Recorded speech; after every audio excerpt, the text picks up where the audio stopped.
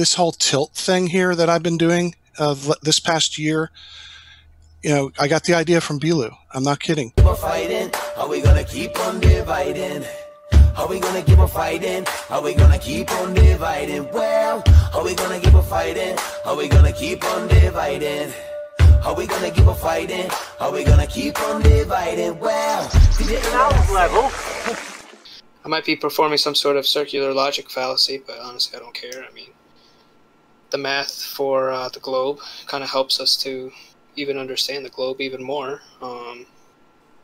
Talking about the water level over, over that distance. Right, but we're using a tube that's solid, right? It's not gonna hump. It's not gonna slouch or bend or anything. Well, I'm just talking about the water level. Can I answer? Who's that? Yeah, go ahead. It'll drop. It'll drop. How much drop? Would you imagine? 8 inches per mile squared. Wow. Kozlowski nutsack drop. Well, that's different than what Bryce just said. Bryce just said it would be horizontal over a mile. But you've got it dropping at what, 8 inches from where you're at, Brad?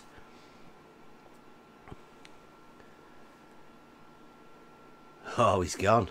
I got the whole thing still filled up with water, and perhaps on one end the water will be at a certain measurement. Perhaps at the other end the water is somehow undergoing a different force, being on a different part of the earth. Oh. Brad? I think you've confused Bryce. I mean, he had a horizontal water level for a bit there, but you've just told him that there's a drop. I don't want to steer him a certain way, but I think he's got it wrong. Okay, but so you have the water level dropping away from where you're at rate of 8 inches. So let's say you go for a mile, right? You walk along to this water level, to the other end of this mile-long water level, and it's 8 inches lower. Now, the bit that you've just come from, where's that now? Because don't forget, it was 8 inches higher than the other end. Now, you've walked all the way to the other end. Where's that water level now at the other end? It'll be level. It'll be level. It was 8 inches lower before. Is that what you mean by level? Yeah, my level drops. It curves with the surface of the earth. So if you walk a mile, you've dropped 8 inches. But then if you walk back again to your original place, like you would do with a level, you'd hope to check it and find it at the same point, right? That's how you close your loop within surveying. Sure, it'll all be level. It'll drop from the horizontal, though. I kind of want to hear the other guy. Why don't you ask him some questions? Well, what's his name? We just were Bryce. Bryce. Yeah. Tell us what you think, Bryce. I think Bev knows how I stand. Yeah, I hear what you're saying. I mean, I think on both ends the water would appear, it would look level. Mm-hmm. I'm not sure what the actual precise measurements would actually be. So from horizontal though, the water level at one end of a mile, right? So you're establishing a horizontal. What sort of a tool would you use to establish a horizontal? I might use some sort of, well, not to be redundant, but a level, something that measures level and put it up against the water line. Would you use a water level? Well, I would use, just from my personal experience, I would use those oil carpenter tools, to level the leveling off thing. A spirit level. I mean, you could use a plumb bob and then set up a T-square and find level as well. I mean, there's a couple different tools you can use. Okay. So you would set a horizontal over the mile, and then you would put the water level up to it, right? Yeah. Then I would make the measurements on both ends. And what would you imagine? I would imagine that the water would measure level on both ends. As opposed to the horizontal that you've just established with other tools. Would the horizontal levels be the same level as the water level? Yeah, I think they would square up. So you think a bit differently than Brad, that you think that the water level is actually a tool for establishing a horizontal plane of reference? Yeah. I guess so, yeah. Yeah, I mean, it makes sense, doesn't it? Logically, that all the tools that are called levels that establish a level establish a horizontal plane of reference, right? Neither higher nor lower at either end. I mean, that's what level means, isn't it? Yeah, I think anywhere you go on the Earth, you're going to be able to find what a horizontal thing is, and then water will generally, inside a cylinder, will appear to be level. I just want to tell you, as I invited Bryce Jones over here from Betty's server. I think he's been around for a couple of weeks, but he has some questions, but it sounds like he's been in all the wrong places for a decent answer. What's up, Bryce? Any relation to Grace? Hey, what's up? No, Yeah. really, no, not at all. Okay. I wish you did.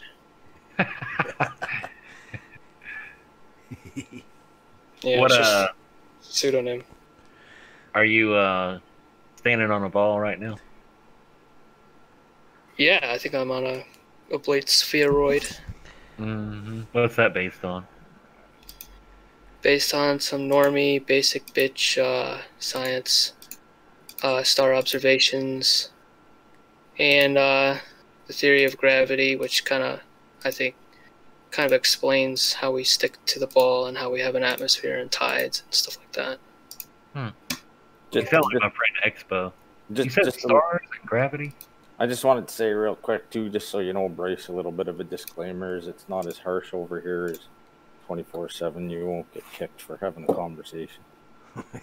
Right. Yeah. Well, that's good news. Yeah, we love a conversation here.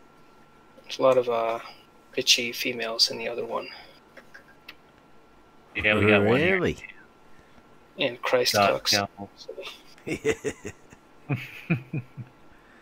I'd like to hear some questions. Apparently, birth means like the Bible is invalid or something.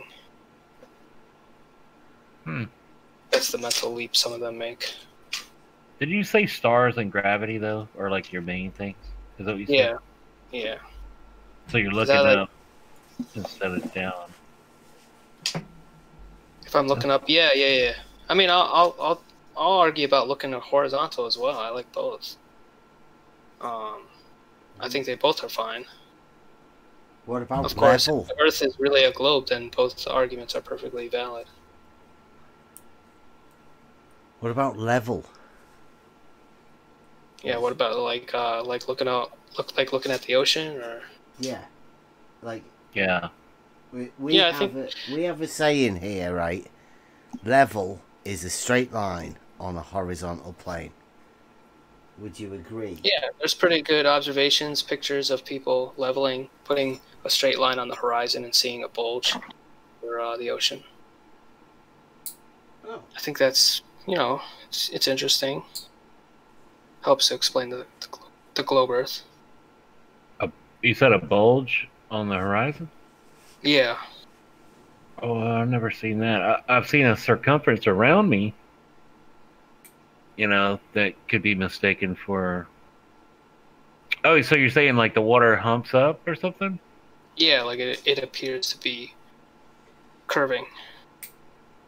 I've never seen that. I've been around the ocean my whole life. I've never seen that. I've seen it when people. I mean, they are out there. People do a pretty meticulous job of setting up a camera in the horizontalness, and even with my own eyes, I think my eyes sometimes pick up a nuance there, a little curve. Oh, you're talking about like black swan type things, where one day the visible horizon is closer, and one day it's way too far, and Yeah. just depends on the atmospheric conditions. Yeah. Are you familiar with what? Sorry. Go ahead. I was to say, are you familiar with what a water level is? Oh, you mean like a graduated cylinder, like the water? Yeah, just a water level. Tube and files at each end. Right, like I'm familiar with like an oil level, like what a carpenter uses. Now this is a water level. Like there's like a long tube, and then at each end you'll have a vial, and the water between the vial at each end of the tube will equalize. Okay. So you're going to argue that water always finds its level? I'm not going to argue it. Hey, I'm eating right now, so I'm gonna take a break for a second. Okay. You didn't bring enough for us, man? Come on. What? No, I'm not that generous. Yeah. Oh. Bring any for us. I missed some of that. I am hardwired in. I should be coming through okay. Yeah. Right, I can sing just to double check if you want. I'm sure it was my not listening. Oh, really? I can sing a song if you'd like. So Bryce is coming from the position that I think most people with the model belief come at this from. And it is purely based on the model belief. Yeah, it's just mainstream. That's where he's at. He's not emotionally defensive or any of those, type of things. Yeah. That's good. He's actually probably right where we all were before we had that, oh my God moment, Yep. Yeah, well, I'd like to know, obviously, most people, when they come to a place like this, people I'd say who are looking for something, they've either found something or they're looking for something. Mm-hmm. But there seems to be two different camps. Well, there's three camps, right? There's us. There's the heavily flat Earth ones, and the heavily globe Earth ones, and then there's different bits in between because nobody really knows what they are. I'd be interested to know why Bryce is here and what he's hoping to get from, not from this place, this sort of community or this sort of arena. And this topic, yeah. Because I guess that's going to dictate where we end up going, in the conversation, really. Yeah, I mean, I guess if you were like, a lot of people I see on the globe side are well educated and they hear about the topic, they come into it and they see some things that practical people will see and they go, yeah, that's logical. That makes sense. Why was I even thinking like that before? Realizing that maybe they weren't thinking. They were just kind of following the lead, But then some people are not defensive and seems like they can use logic to acknowledge that there's reality and then there's a model, which is just a concept that people have in their brains about the world they live in.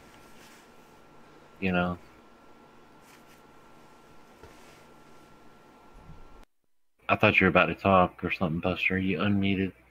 Oh, no. Sorry, go ahead. I was just doing something else. I was going to mute in case I wanted to say something. Yeah, I just don't want a monologue. No, that's cool. Then why? Why monologue? Tell us your 12-part series about people who talk too much. Welcome to the 12-part series about you shouldn't monologue. Except you would turn it into a 20-part series. Yeah. With an additional volume. P.S. Yeah. Oh, did you say P.S.? Yeah. Oh, I thought you said G.S. Sorry. Oh, Yeah. I thought you might have thought I said B.S. No. G.S. for God's scalpel, asshole. I'm going on mute. Man, you got more names. You got more names than Beyonce. 1 minute he's Canadian Surveyor and God's Scalpel and Mad City. I'm not the Canadian Surveyor. I don't know what you're talking about. That must be someone else. He must be a surveyor, obviously. Yeah, obviously. Yeah, well, a name How would he have a name like that if he wasn't? Well, yeah. You don't just I'm hand not- those names out to the. That's right. I'm no surveyor. That's not me. You wouldn't false represent, would you? No, God, no. I'm not him. How could I false represent? He might be false representing, but not me. I don't know what you guys are talking about. Man, what's happened to Redmond? Been in here and no talkie. Yeah, he has a long day. You know, he gets up early. He does tend to fall asleep in here quite often, does Redmond? Yeah, we bore him to sleep. We should have bets on what Bryce is eating, and then when he comes back, we'll find out. Chicken and Hopefully- rice. Hopefully, it's low carb. Yeah. I think it's pizza. Pizza. Yeah. Last night, Redmond was having ribs, man. They look good, too.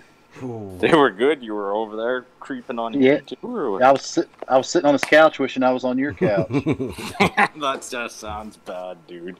That sounds so wrong on so many levels. That's why I record you guys. That's disgusting. Ah.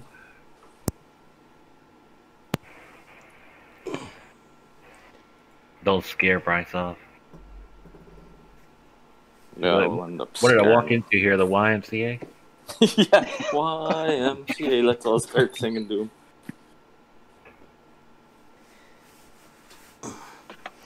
Yeah, it's it is to me. It's a funny one because I can't see the appeal for a Glober to come to this arena.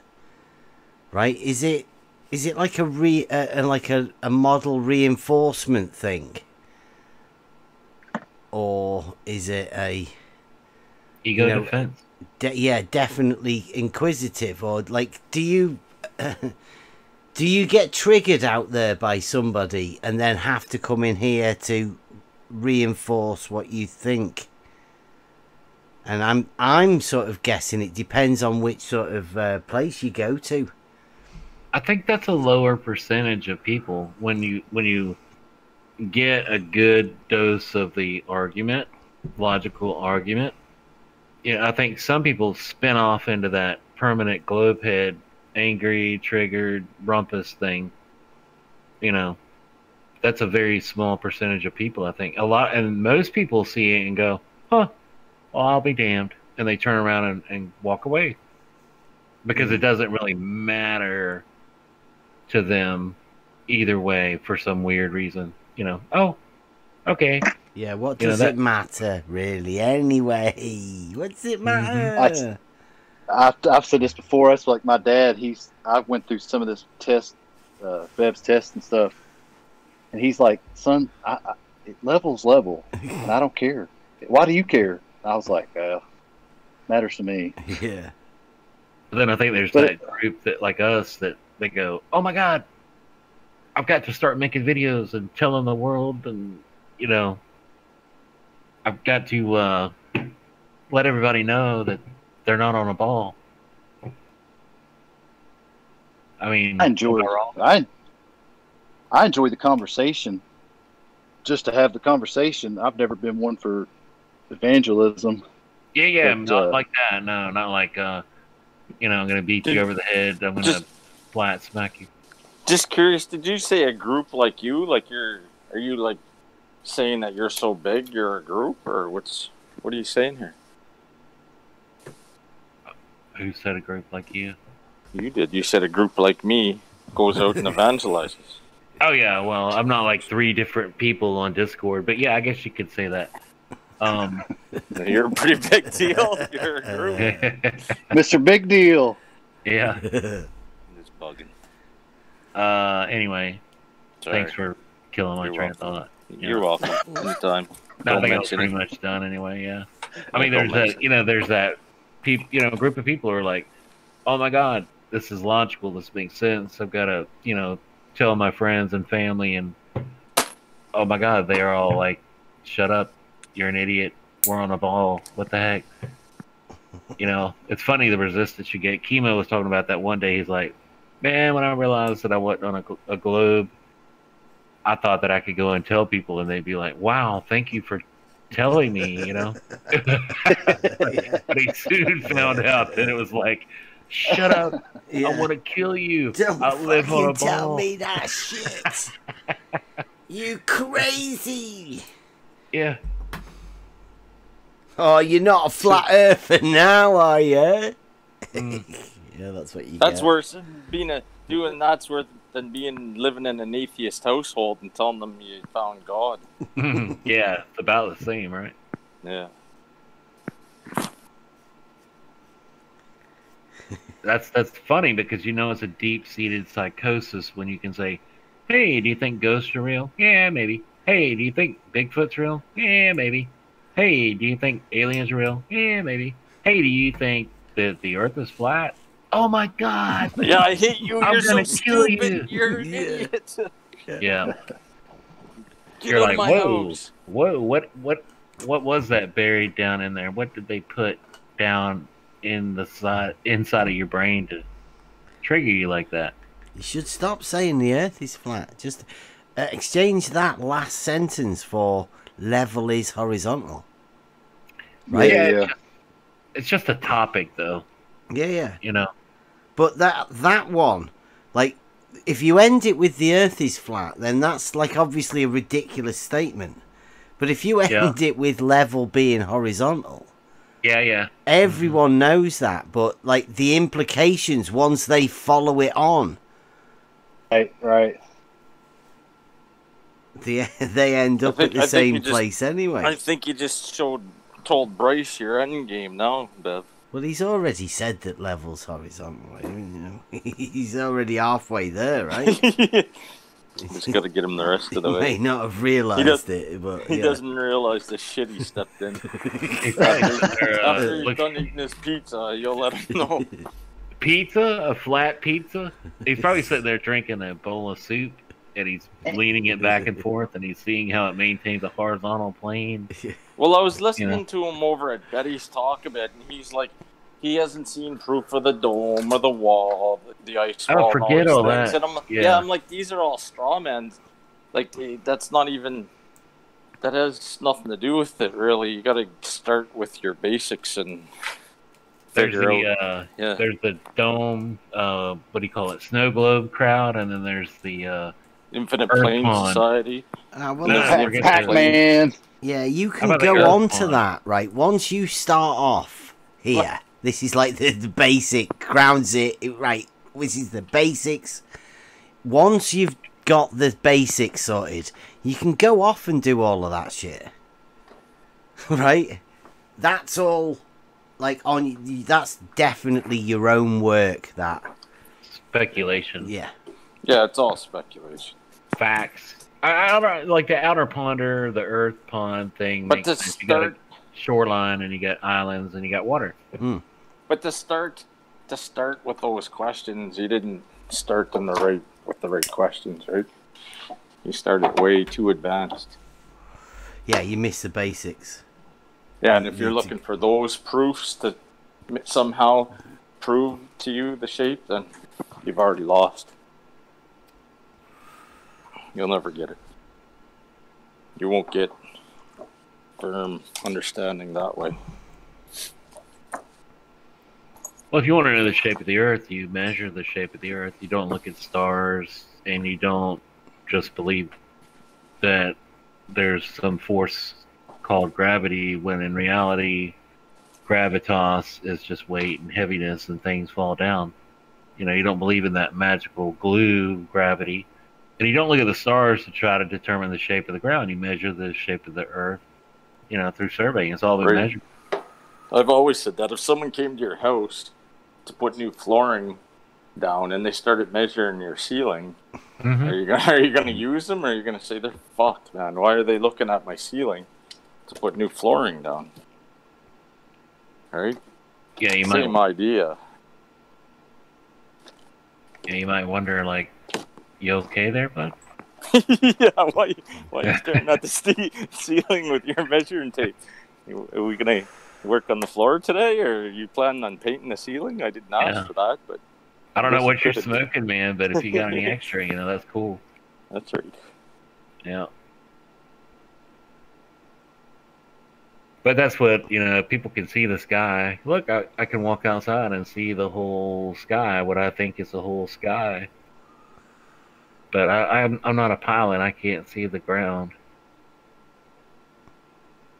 It's all been measured, though.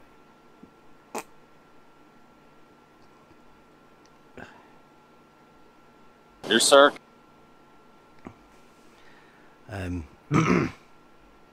Yeah. Have a look in the chat there for these. The evangelists are breaking new ground. No doubt you've seen the hand on the forehead and all of that sort of stuff. But check that out in the live stream text there. That's oh, wait a minute, I'll put it in the. I'll put it in the debate Yeah, discussion. don't forget about us, us trolls. Me and my buddies. Yeah. That's great. That. I mean, I know it's For like suggestion. a godless woman that's done it, but that sounds great.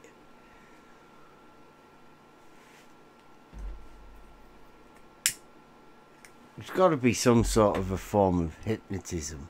It is, yeah. I've been around. Suggestion. Or a stage show, right? It's either... It always seems to be the same guy.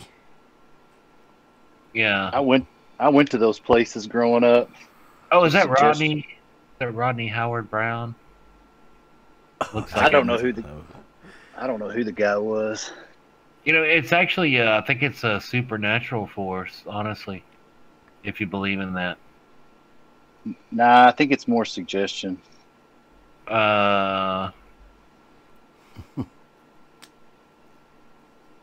Do you believe in, like, spiritual poltergeist type things?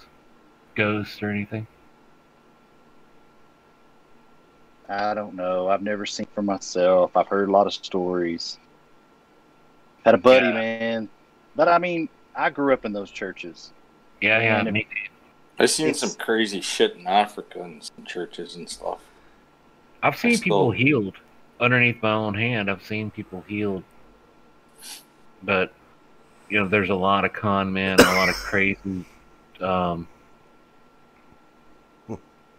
demonic type stuff too. Seen some demonic stuff, but I think it's all down to just yourself, whether you are willing to accept it or not. Because a psychologist, no, yeah, like if you go to a psychiatrist, sorry, Mm-hmm. they can do the suggestion. No, wait, what is it? Hypnotherapy? Yeah, well, they can do a test on you to see if you're suggestible or not. It's the whole Everybody is. no To 80%. some degree. Well, to some degree, I think everybody is. I think you are gods. Wouldn't you agree? I think we all are. I mean, I think you are. Would you agree with that? The power of suggestion. No, I'm not gonna really. No. But sorry, go ahead. Oh no, What's I up? was just gonna make a joke. What's up, The Bryce? test. Oh, is he back? Oh, Bryce is back. I'll shut up. Yeah, shut up, Buster. Let's hear. From Shut Bryce. up.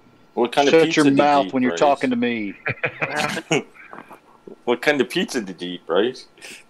No, I didn't eat pizza. I ate a burrito. Ah, that was so Yeah. close. I don't think Burrito anybody has pizza, that. pretty damn close. You can roll a pizza up like a burrito. I just realized the other day I'm a picky eater. I don't eat much of different things. Burrito rules, man. I haven't had a burrito in years. Well, maybe a year. Okay, they're still good. Don't lie. You've had a burrito. No, I really haven't, man, since I was on keto. Oh, you're on keto. We lost like 80 pounds, and now keto leaves you hanging, and you gotta switch to a low carb diet after that. Yeah, I know. It only takes you so far. I'm familiar. Anyhow, moving right along. See what Bryce It's a very and loud you cough guys. there. Pardon me? Guy's coughing up a lung. Oh yeah, he'll be right. He's just stroking out. So, what's your main questions about this whole conversation / argument / debate / How did Wait, you are get here? These mostly flat earthers? Or is this like 50% flat earther? Nobody's a flat earther. There's no Everybody's such a thing globe as tard. there's no No, I such didn't thing say as that. I didn't say that. there's no such thing as a flat earther. No such There's a thing. flatter topic. Listen, Bryce, I asked you to come here for a reason. You're going to get a different conversation than what you're used to. So, Okay, because I'm used to like flat earth discussion. well, you might label it as such, but the claim is there's no such thing as a flat earther. Actually, he's right. Domes and ice walls and all that. Yeah, that is something. That's flat Earth discussion, right? That is. But we don't do that here. Okay. Can I ask, like you came to the this arena or whatever? What made you come here, or into this community? Let's say. I think I was in this other Discord to talk about flat Earth Quantum Erasers Discord. I was in there. Yeah, no, I didn't mean somebody- like it necessarily here. I mean like into this whole thing. I mean, how did you get into QE's Discord? I think I heard about him on The Right Stuff. You know that that website, therightstuff.biz? No, no, never heard of it. So on therightstuff.biz, there's this podcaster, his name is Johnny Monoxide, and he sometimes like delves into flat Earth stuff. And somebody in his comment section suggested Quantum Eraser's channel, and then I went to Quantum Eraser, then went to the Discord. Right, so Went were to the you 24/7 Discord also. Yeah, were you curious as to what the flat Earth was about, or were you curious as to you wanted to reinforce your globe model belief? I think at one time I was like 30% flat Earth and then 70% believing in the globe, and then I eventually became like 100% globe after. Believing in the globe, though. Yeah, Yeah. believing in globe, being a globe tard. Well, I don't like to say that, but like you acknowledge it's a belief, right? You have yeah. no firm knowing or no proofs of the globe that you believe in. I think the best proof is from NASA of the Earth from space and images of other planets. Which picture of the Earth from space? You put me on the spot there, but I mean I've seen several, and several are admittedly composite photos, but there's enough photos from outer space to have me convinced, and photos of other planets. satellite probe data, space probes. NASA loves to probe, you know how they are. So you would call that a proof, would you? Yeah, I would put that under proof. Wow. Proof of globe Earth. I wouldn't accept somebody else's picture as a proof of anything, you know.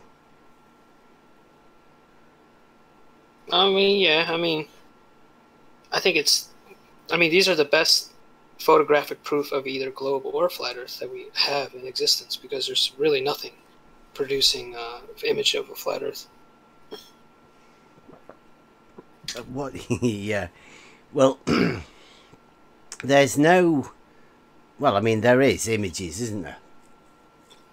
No, there's no image from way up in the sky looking down, seeing a disk, seeing an ice wall, or what seems to be a firmament in the distance. Can I just... like, you said seeing a disc, right? Now, a disc would be... Where would this disc that you imagine be? Well, if you had a camera that was, let's say, near the North Pole, that was way, way up, let's say, 200 miles up in the sky, then yeah, I think it would clearly look like the Earth is flat from up there. That the horizon going in all directions forms some kind of circular circle. I think that would look like a disk. Compare that to NASA photos, where it clearly looks like there's a globe underneath the space station, and underneath other people have gone up there and taken photos from outer space. Okay. So, yeah, pictures from space. I think it's pretty compelling. I mean, so how convinced would you be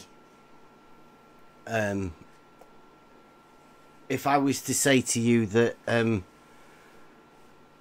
Fight the Flat Earth and all of those people, those, I suppose, the ones that you look up to, when they say science doesn't prove anything, only maths proves things. mm-hmm. How would you Yeah. have that with your pictures from space? I mean, I guess, well, for one thing, those pictures from space wouldn't be possible if we didn't have kind of math and the telemetry data and all that stuff in order to get the images in the first place. So I might be performing some sort of circular logic fallacy, but honestly, I don't care. I mean, the math for the globe kind of helps us to even understand the globe even more.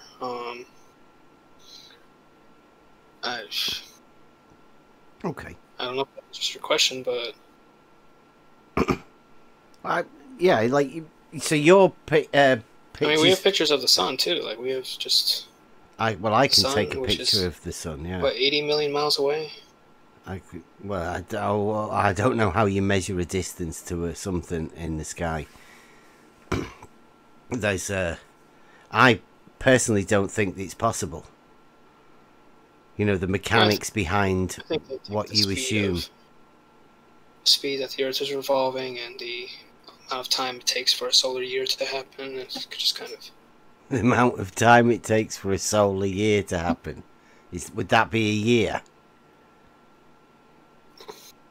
Yeah, a year. The amount of... when the Earth makes a full revolution around the sun. Well, we call that a year, like when the sun resets, but that's not the stars and everything. Have you ever heard of the Saros cycle? The which sun? Saros cycle. No, what's that? You have to take the sun and the moon as a clock, right? Now, 18 years, 11 days, and 8 hours after every eclipse, there will be another eclipse. Because of the Saros cycle. Now that's gone on for millennia. Like they knew that back in Babylonian times. Mm-hmm. So that's the big clock system that we all run on. To the hour, well, to the minute, really. It's based on synodic months, and you know how the moon cycle works and all of that. But every 18 years, 11 days and 8 hours after every eclipse, there will be another eclipse. That's how they predict the eclipses. It's not because of a model or anything. It's just that cycle. Okay. So you think that could be possible on a flat Earth? There's no such thing as a flat Earth, right? We keep telling you. Flat is two-dimensional. Mm-hmm. Now, if you want to be three-dimensional. Pardon? I thought a flat Earth would be three-dimensional. Well, flat isn't three-dimensional, is it? Flat is two-dimensional. It's a plane.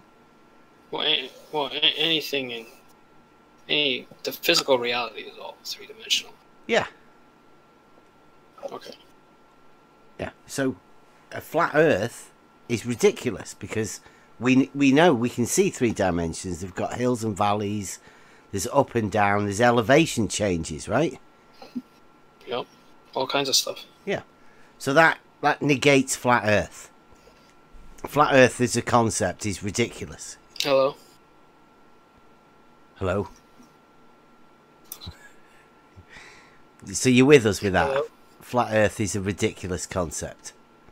Say it again.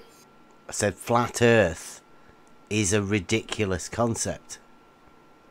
It can't be because there is an elevation change. Yeah, I mean the Earth is a big thing, you know. But you give it to us that the water is level.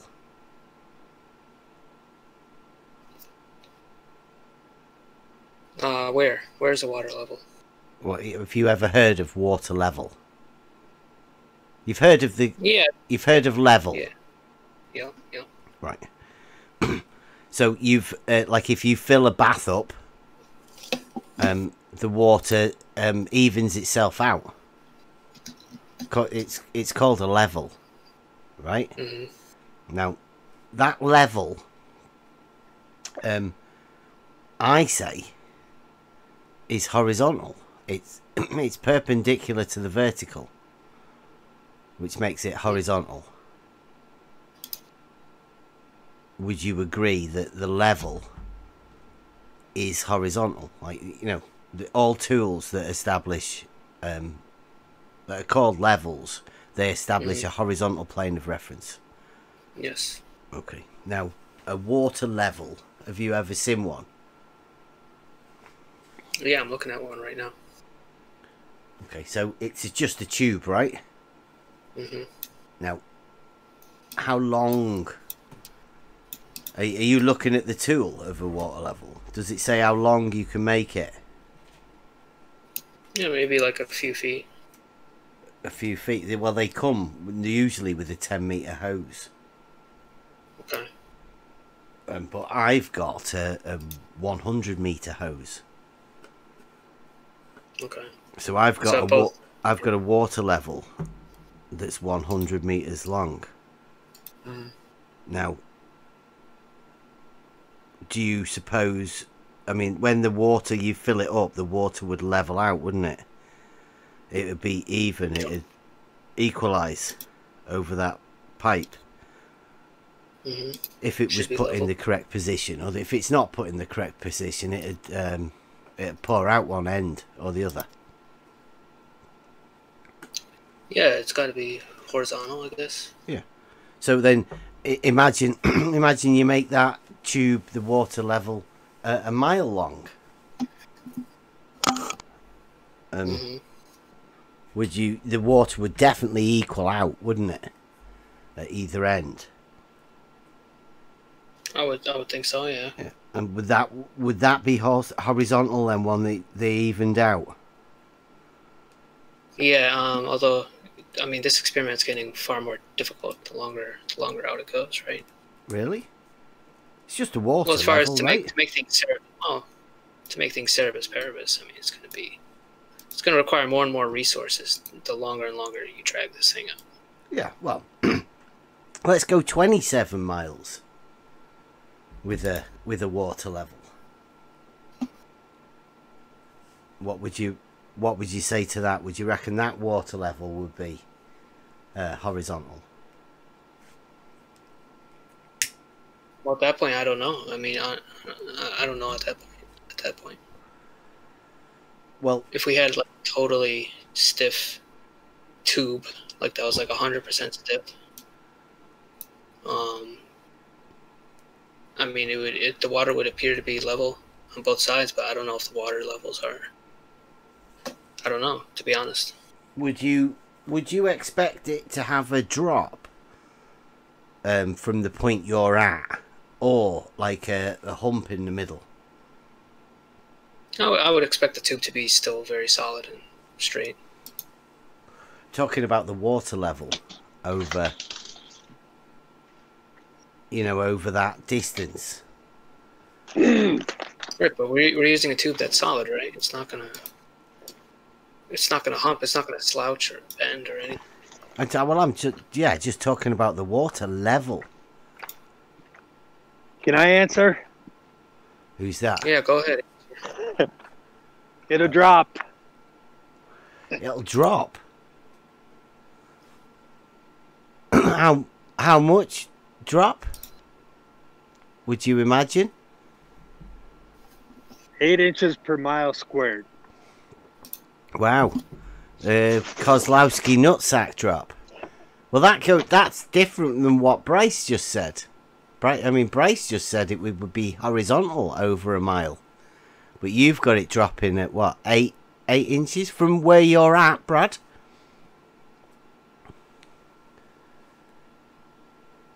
Oh, he's gone.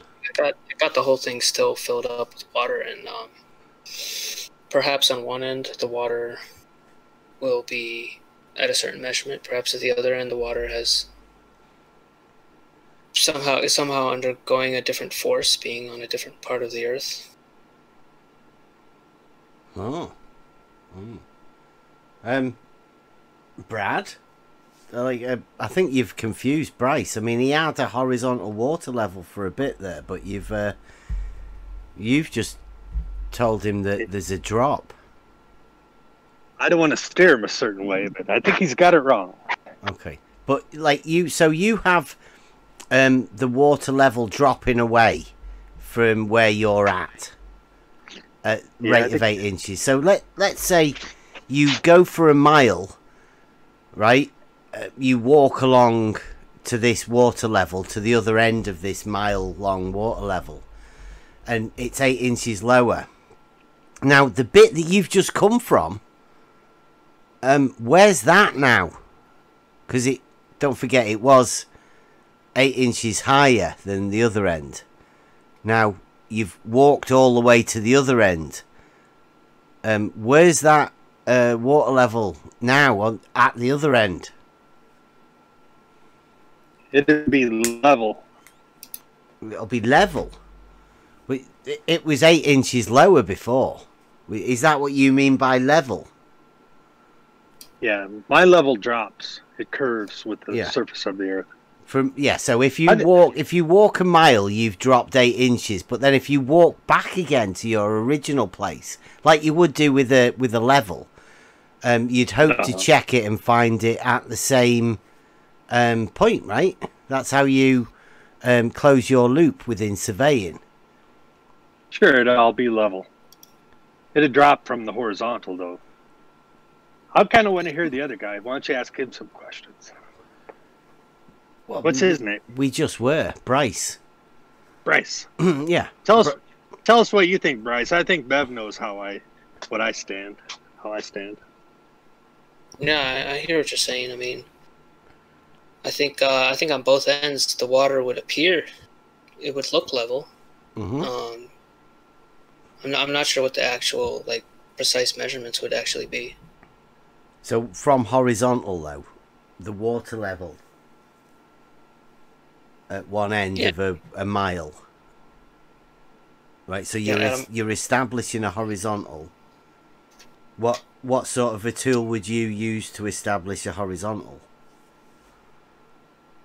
I might use some sort of, well, not to be redundant, but a level, something that measures level and But not. put it up against the water Would line. you use a water level? Well, I would use, I mean, just from my personal experience, I would use like those oil carpenter tools, the leveling off thing.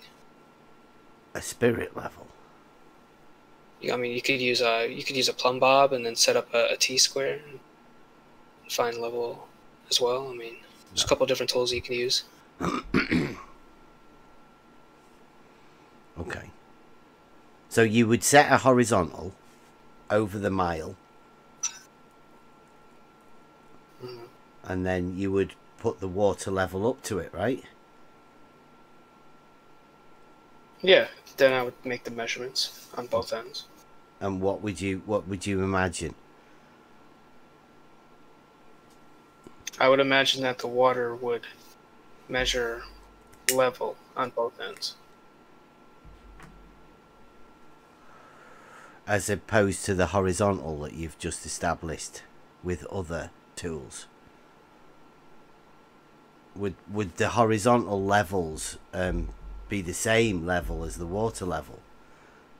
Yeah, I think they would square up.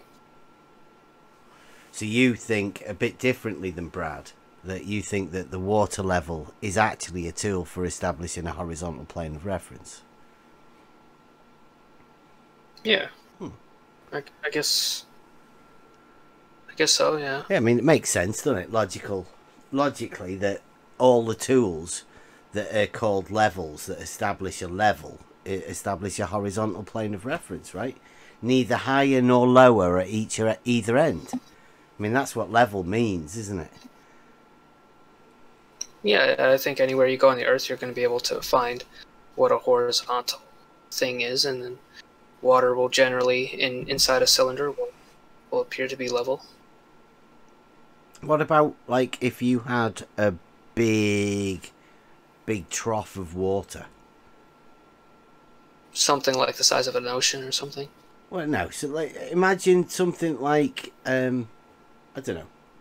Can you imagine a bath? Like a canal? Well, yeah, Bath, canal. okay. Yeah, let's say a canal. Okay. In between locks. It's just the surface of water, right? All equals out. Yeah. Horizontal?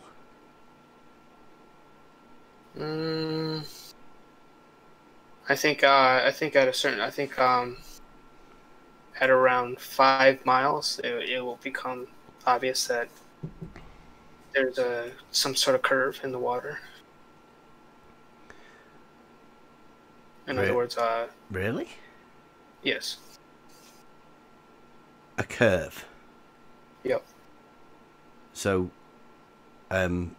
what would that be? How would you measure that? Curve in the water. Level.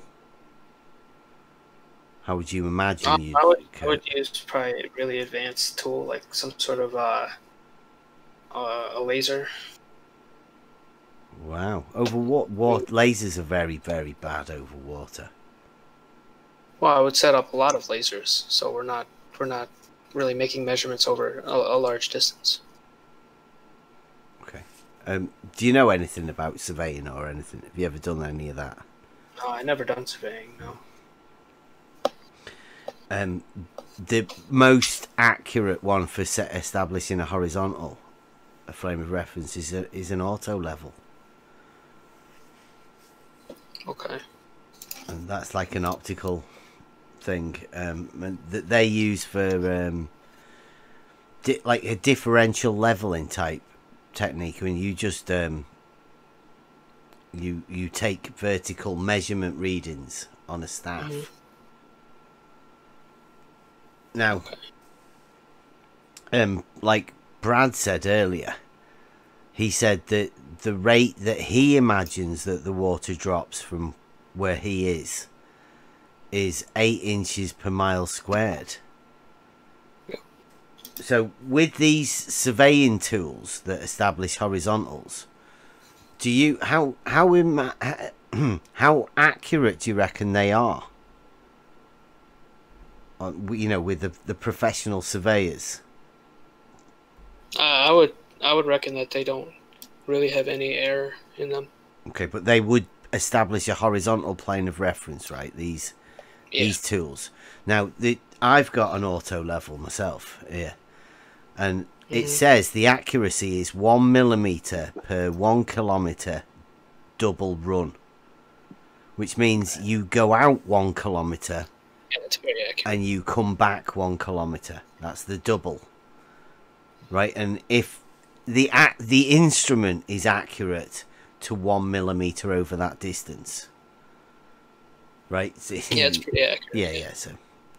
So you would imagine that they could use them tools to establish a horizontal over a mile to that sort of accuracy, right? To the millimeter. Yep. Now, then we've got, like Brad says, that we imagine that he imagines that there will be a drop in the water level. So when you put your water level up to these marks that have established a horizontal, I say that being a tool to establish a horizontal plane of reference, I say that the water level would probably be more accurate because there's just one reading, right? You know, providing there's no airlocks or anything within the tube, the water would establish the level, and that level would be horizontal because it would be equal at either end. Over 1 mile or 5 miles? Over like 1 mile. Yeah, over 1 mile. If the auto level can be 1 millimeter accurate over a 1 kilometer double run, then I say the water level would be more accurate over distance. The longer the water level got, the more accurate it would be over the auto level, because obviously you've got all of those transitions that you have to make to go back again. There's a bit of a bone of contention in all of this, because what you're having to deal with is what you imagine in reality, but then you will have a model that conflicts with that at some point in time. Can I ask a question? Yeah, of course you can. Hey, Bev, how would you establish a horizontal plane of reference over a mile? How would I? Yeah. If you had any tool to use, how would you do it? Well, that was the initial question, Brad, right? The very first question was, how would you establish a horizontal? And there's many ways for you to be able to do it. My initial thought was a water level. It's got to be the most accurate. Yeah, but I don't think that creates a horizontal plane of reference. I know you don't think that. Yeah. That creates a level. Yeah, well, level is horizontal, right? At one point. No. You know, my model, it can't be horizontal at a point, Brad. Right? Well, that local, just does that doesn't work. That's crazy to imagine that, Brad. I've been saying at one local position where you're standing, level and horizontal is the same. But as soon as you go out any distance, is a straight line. Yeah, but after you go out any distance, if it drops, your level won't follow the horizontal. I was just wondering how you would create a horizontal plane for a mile. And if you're just saying water level, that can't be right. Why? Because That's a level. That's not a horizontal. Okay, well, what about then an auto level? You could do it with an auto level. I'm thinking. I'm not a surveyor. I've been kind of asking around I can how tell. I should talk to Jeff, the main surveyor, and maybe he could tell me. Oh, well, we've got another guy over here that can change his name, The main surveyor. Yeah, I mean, like, well, what... You already know that Jeff says, why would you want to do that? I mean, that's what Jeff would say to you, isn't it? Why? Yeah. Yeah, why are you trying to do that? He said go off elevation or something like that. Yeah. I was curious. That's why I say Jeff isn't a real surveyor, right? Because no real surveyor would ask, why do you want to establish a horizontal plane of reference? That's ridiculous for a surveyor to say that. I'm not even going to go there with that question because I respect Jeff and I think he's a surveyor. It's not a question. I'm just telling you. It's ridiculous to think that. Well, he's a surveyor. He's got surveyor in his name on the YouTube channel. Yeah. I have another question for you. Like your mile run of canal, is it a straight shot or is there like a bend in it? There's bends all over the canal. That's it. It goes 27 miles, right? But it, as the crow flies, only 15 and a half, I think it is, Mike. But do you have 1 mile where it's totally straight, where you can see from one end to the other? There's one bit where I think we can stand on a bridge and sight a mile, half a mile each way. Half a mile each way. Yeah, but not from each end. You won't be able to see each end. No. Why? Well, well, I was wondering if they create a horizontal plane of reference, would it be harder if you go around a corner? No, it's if you don't. I know you don't know anything about surveying, but that's not how they do differential leveling, right? They do it in stages. You know, like Slice Barkane's got his water level, and he's got 16 100-meter water levels. Yeah, sure, yeah. Right. Well, the leaky thing. What? No. that was the old one. Not the leaky one. This is his new one that he's not going to do. Okay. Well, he's got that, right? And so what he's going to do is basically the same as when we put our auto level and we transition the backside foresight along the way. Well, we're basically doing what he's doing with his water level. He's got a water level that spans 100 meters. Well, we would have put our auto level in the middle. You would sight one end, and then you would turn the auto level and sight the other end, and you would take readings at those points all the way along. And how far can you go? What do you mean? Like, I heard Jeff say like 100 meters to make a mark. You set up your auto level, you'll be going down with a post or a measuring stick. How far can you go out? 50 meters is really easy to keep a millimeter accurate, right? But what you'd be effectively be doing is putting your auto level in the middle of a 100-meter water level, right? And looking 50 meters one way, and then turning the sight and looking 50 meters the other way. You'd be doing a back sight and then a foresight. Well, then them two, the distance between the back sight and the foresight would be 100 meters, right? But even though the auto level would only be looking 50, because it looks one way and then the other. That's one straight line all the way across. So basically, when we've done this test, because we've got a 100-meter water level, so you can put the auto level in the middle and sight one end of the water level and turn it the other way, and the other end of the water level will be on the same horizontal. Guaranteed, because it's a water level. It's horizontal. So if you can do that with a water level, 16 of them back to back with the water levels matching, but take your auto level and transition it between them every time, and cite the water level to the water level, right? That's going to be horizontal, like the water levels are horizontal. Yeah, I think you're just going to create a level line doing it that way. That's horizontal. The tool is a horizontal tool. It establishes a horizontal plane of reference. Yeah, we kind of think differently. I think you've seen my models that I've. But there's straight lines, right? These two lines, backside, foresight, that the auto level establishes, right? Well, in my model, if you're at that's pole a straight line, though. Let me say something. If you're at pole A, the very beginning, and you create a horizontal plane of reference, by the time you get to that third pole, 1 mile out, it will drop from the horizontal. Your level will. Right. That's my model. That's the way when we say, and all dictionaries say, that level is horizontal. At a point is the way I look at it. At a point.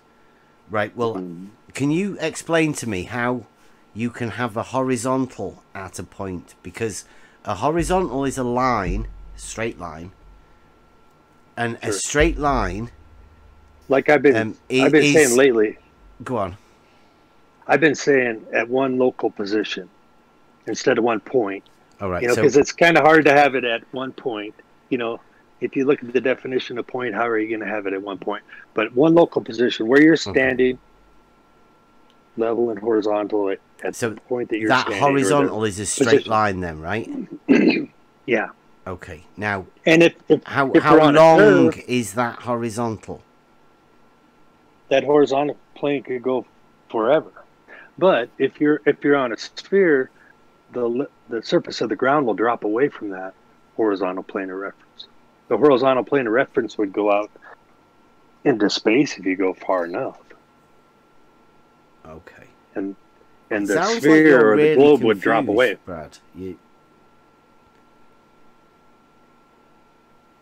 I mean, it might be time to bring Bryce in. Yeah, there you go. Have him. I don't want to take over the conversation, so yeah. Yeah, I mean, ask Bryson. Yeah, don't mind Brad, Bryce. Just completely. No, I think he just wanted to clear up like how we're doing this experiment. Yeah, I had one question: how the horizontal plane of reference would be established, and what I'm getting is you're going to create a level reference. We're going to have all kinds of levels, yeah. But okay. I'm going to mute myself right now. What's the difference in the level then? Do you have a different level, Bryce? Well, yeah. I mean, as you're going around the sphere, as you're going on different points of the Earth, you're going to have a level. Everything's going to measure level, but we're not going to form like a straight line. Some sort of matrix that connects everything, like flush and perfect. Okay. So, when we say level is a straight line on a horizontal plane, would you not agree with that? I mean, you did at the beginning. Yeah, that makes sense. So it does make sense. Yeah, makes sense. How do you wrap that horizontal level around the ball?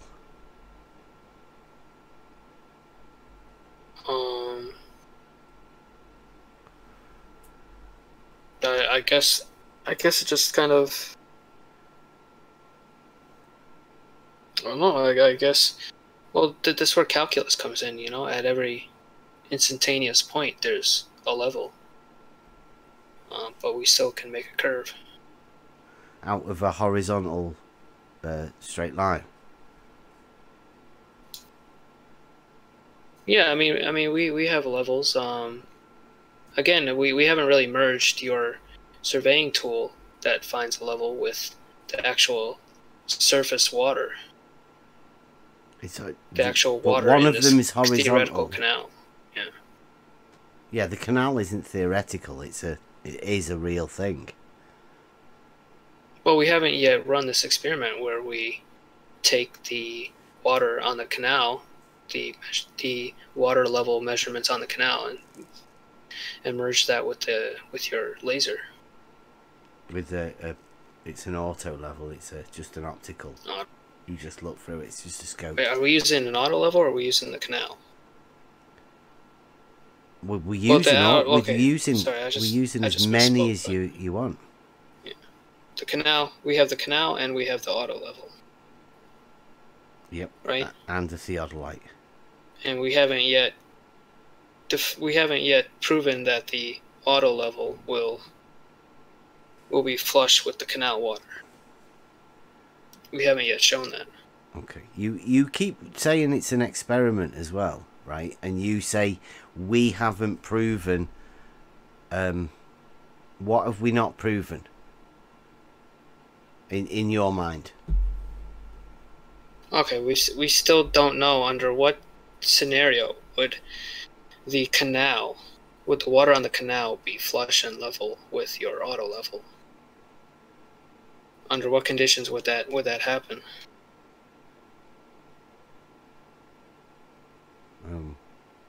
Do you think there would be any conditions that might happen?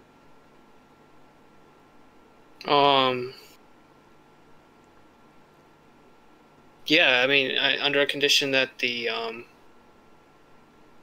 canal is shaped such that it's somehow.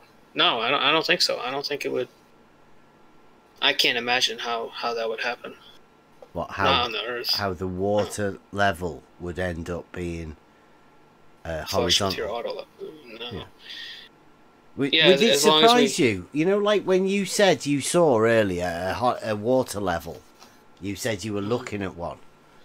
Did it say what the tool was for? Are you talking about? Yeah, a water when level. Was this? The tool. Which tool? I mean, are you talking about looking at the horizon? No, a water level. You said you were looking at a water level. Oh, earlier. yeah. I know what you're talking about, yeah.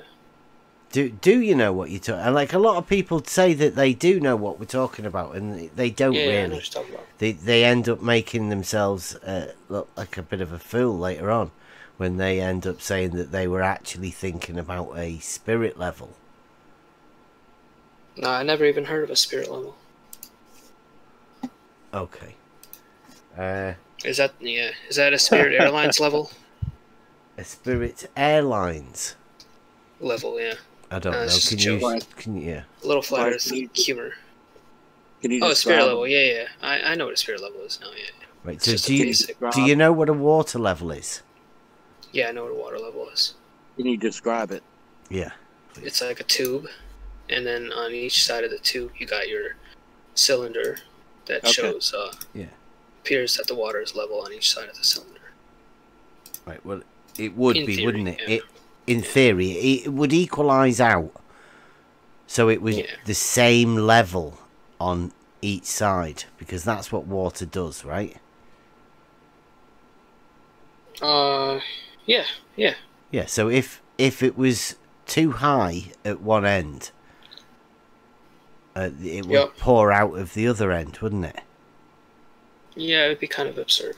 Yeah. So anywhere you put that water level, it would establish neither higher nor lower. Right? Yeah. Yep. So, could you imagine how that would work on a sphere? Yeah, it's kind of hard. Well, like I said earlier, the larger and longer this level is, I mean, it's going to be harder to kind of work this one out. What, to work it out mentally?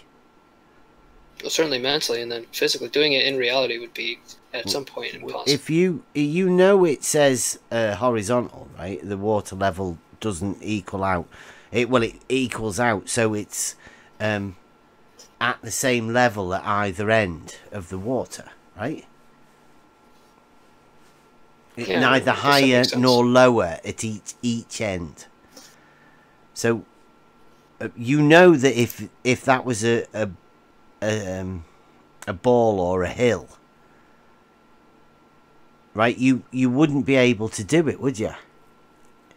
Like if you had one end of this water level at the top of a hill, yeah, and you sent the other guy with the water level to walk off, and he was going down the hill, he would just end up draining all the water out, wouldn't he? Yep. Yeah. So that doesn't actually work at all on a model, on a sphere, on a ball, does it? No, I mean, this water level tool we're using is going to be straight. Like, we're going to hold this thing to the best of our ability, horizontal to the Earth, right? Horizontal to the Earth. I mean, a horizontal is a horizontal, right? It's not to it's anything. It's just it is there. The horizontal can be established anywhere. Well, how about we take the center, the exact center of that water level, and place it horizontally? You mean the bit where the two vials aren't? Right. In the So holding you the center. want? Okay, so you want to imagine a horizontal. Should I get the board on? It might help, actually. The whiteboard of pain. Yeah. Truth. Yeah, the Brian Summon the Mullen whiteboard of truth. I'm gonna have to switch the air camera on. Summon the Mullen. This is gonna take a second for me camera to wind up. So yeah, so you imagine that in the middle there is a horizontal. I think you're going to go for the Kozlowski-Bislin hump. Okay. Sounds like you're building up to that. Okay. Have you seen the different models? I don't think so. It might have been a long time ago. Brad just said earlier that he Give went me all with the above. Yeah. Brad said earlier that he's got is that I'm just gonna have to switch my camera on here. So this level is what, 27 miles long? Is that what we said? The canal is the water level test that we're doing at first will be a 1 mile test. So we got a 1 mile long level. And at the center of the level, it appears to be, Wow. Level. Seems to be on the ground level.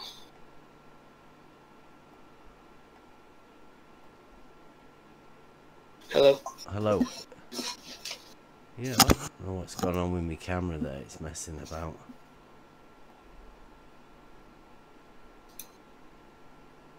Let me just... Don't want a tube-in situation. I don't know what's going on there. I've got a massive zoom in on me in my camera.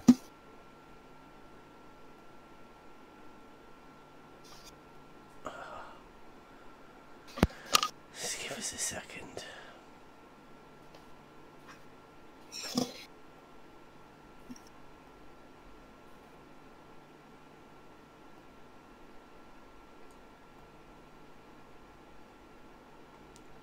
My window's gone bigger. I don't know why it's done that.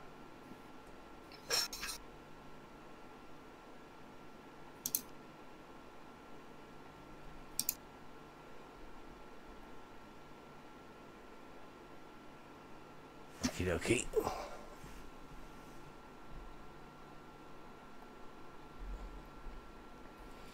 What do you guys want? The video screen? Is that alright for you guys? Let me see. Okay. Let me get this sorted. How's that? You guys alright with that? I see the drawing. Okay, so where were we? Oh, let me get this over here. we've got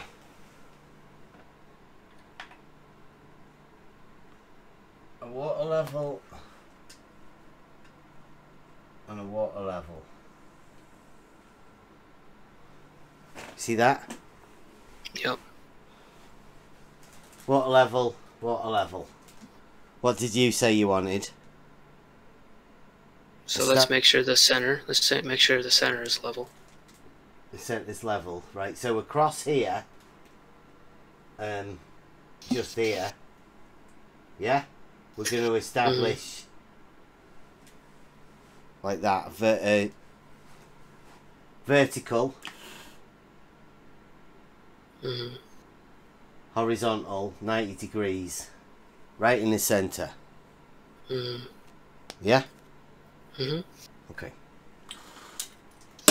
So we've got that established there. Fill the water level up.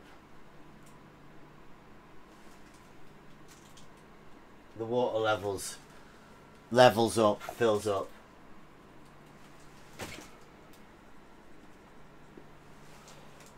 Yeah.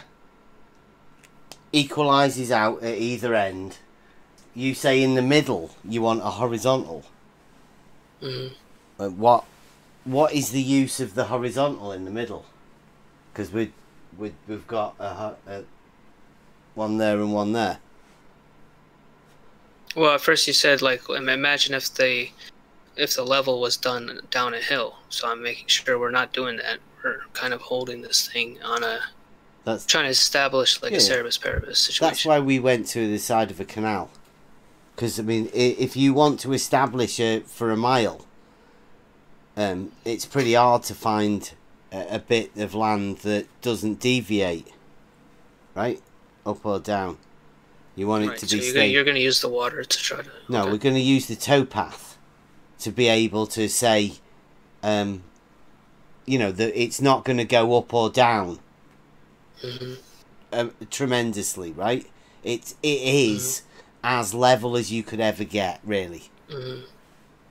So that, I mean, that's all we're doing. We're just using the towpath at the side of the canal, because when we lay this out, we know we're going to be pretty damn close to, you know, we're not going to be losing 2 or 3 meters over a mile, are we? If we go down the side of the towpath on a canal. So what you do is you get a water level like that, like this. I mean, that one there and this one here. This is a water level. Right. With water in it.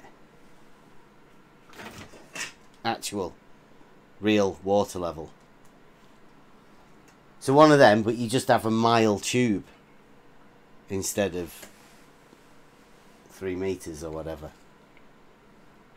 And so you would know that the level on this end here is the same level as this one.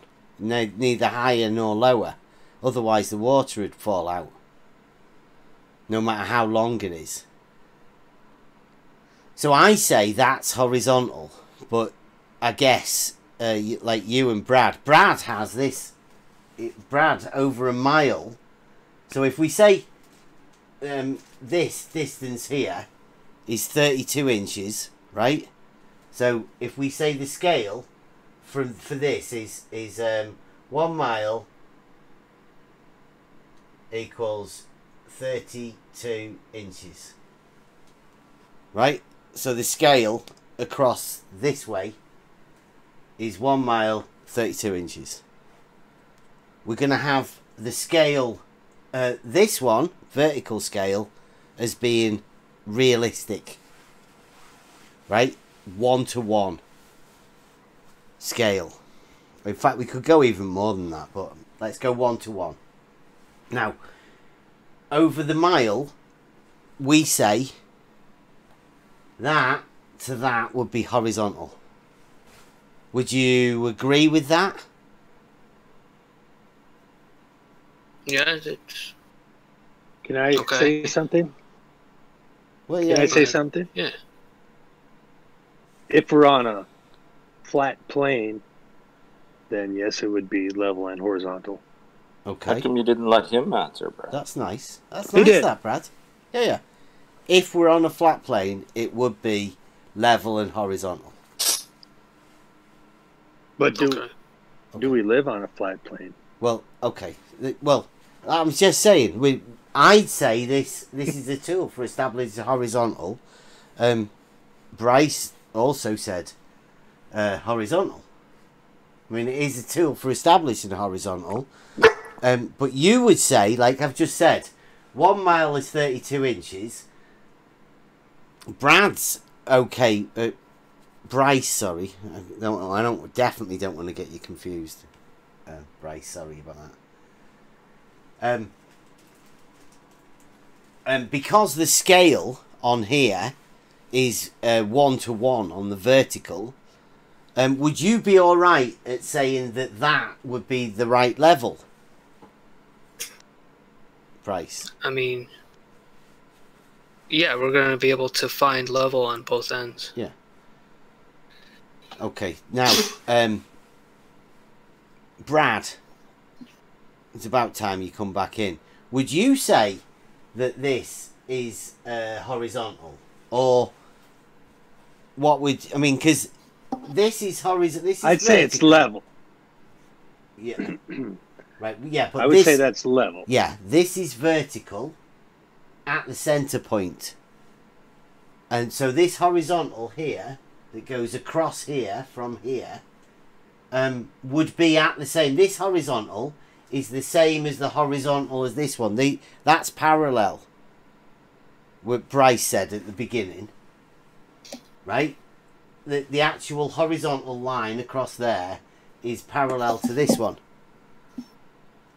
In the centre that he established. You wouldn't go along with that, would you, Brad? I would not know. No. Where would you establish the horizontal at the beginning? At the beginning, I'd go on pole A, the very beginning, to the left. Okay, so what we'd do is we'd establish this vertical here. Plumb bob. Yeah. And we would go horizontal from this point. Yeah, perpendicular to that line. Yeah. Okay, so that would be your horizontal. That would be sort of there, like that, right? You know what you should do, Bev, is draw your model, and then below it, draw my model. I don't know what your model is. Do you have the Kozlowski nutsack drop model? Yeah, I put it in. Okay. I put it in a debate discussion. Okay, well, we'll do this one first. with Bryce, because sure, you're saying if you set this horizontal here, that this one here at this end, because remember we're doing this at vertical 1-to-1 scale, would be down here about 8 inches, something like that.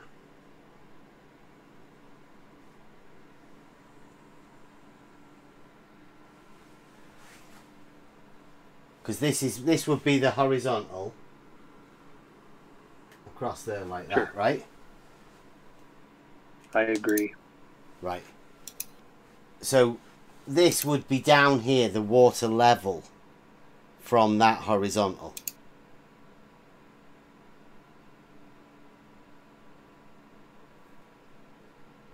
That's what you think, Brad, right? Yes. Okay. Bryce, you're back in. Mm-hmm. What do you think of this? I mean, you sort of wanted this this model. Mm. What do you reckon to Brad's 8-inch drop over? 8-inch drop. Yeah, it looks like Brad's. It looks like he's going downhill. No, that's what Brad thinks is level. That. But the water levels will be even, so you'll be level, but you'll have a drop. Yeah. See, but like because you've remember you've been here, you're crying away, and you've come down here. Now, let's say you've gone for a trip, right? You're here. Now, You're really crying now. Right? Now, where does that water level go?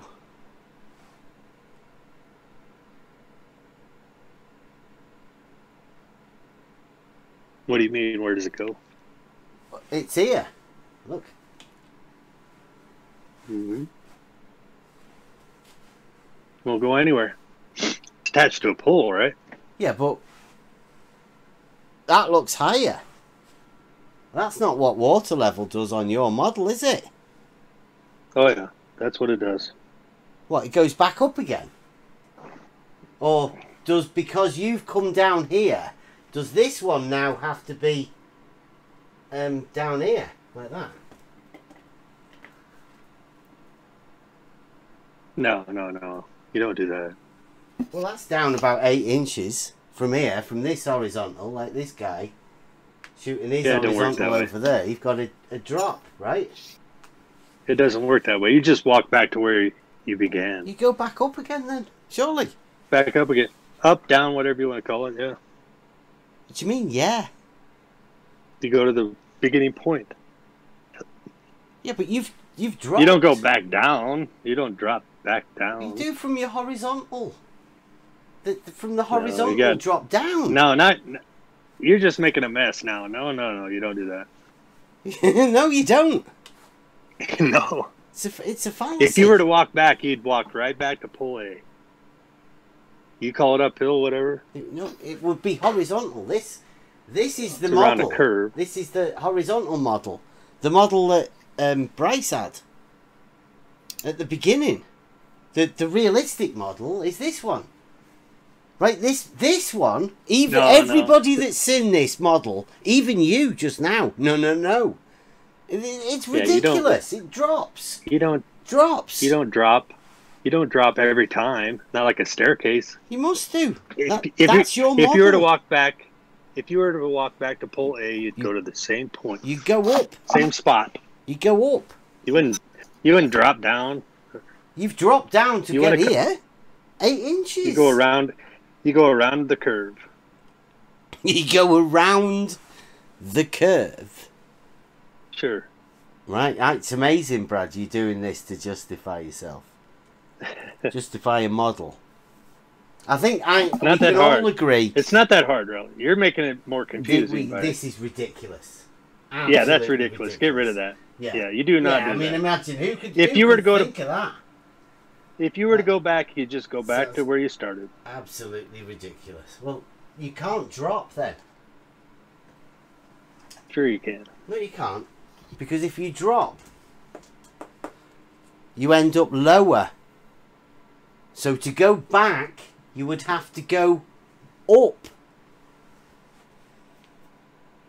You can't drop one way and drop again to get back to the same spot.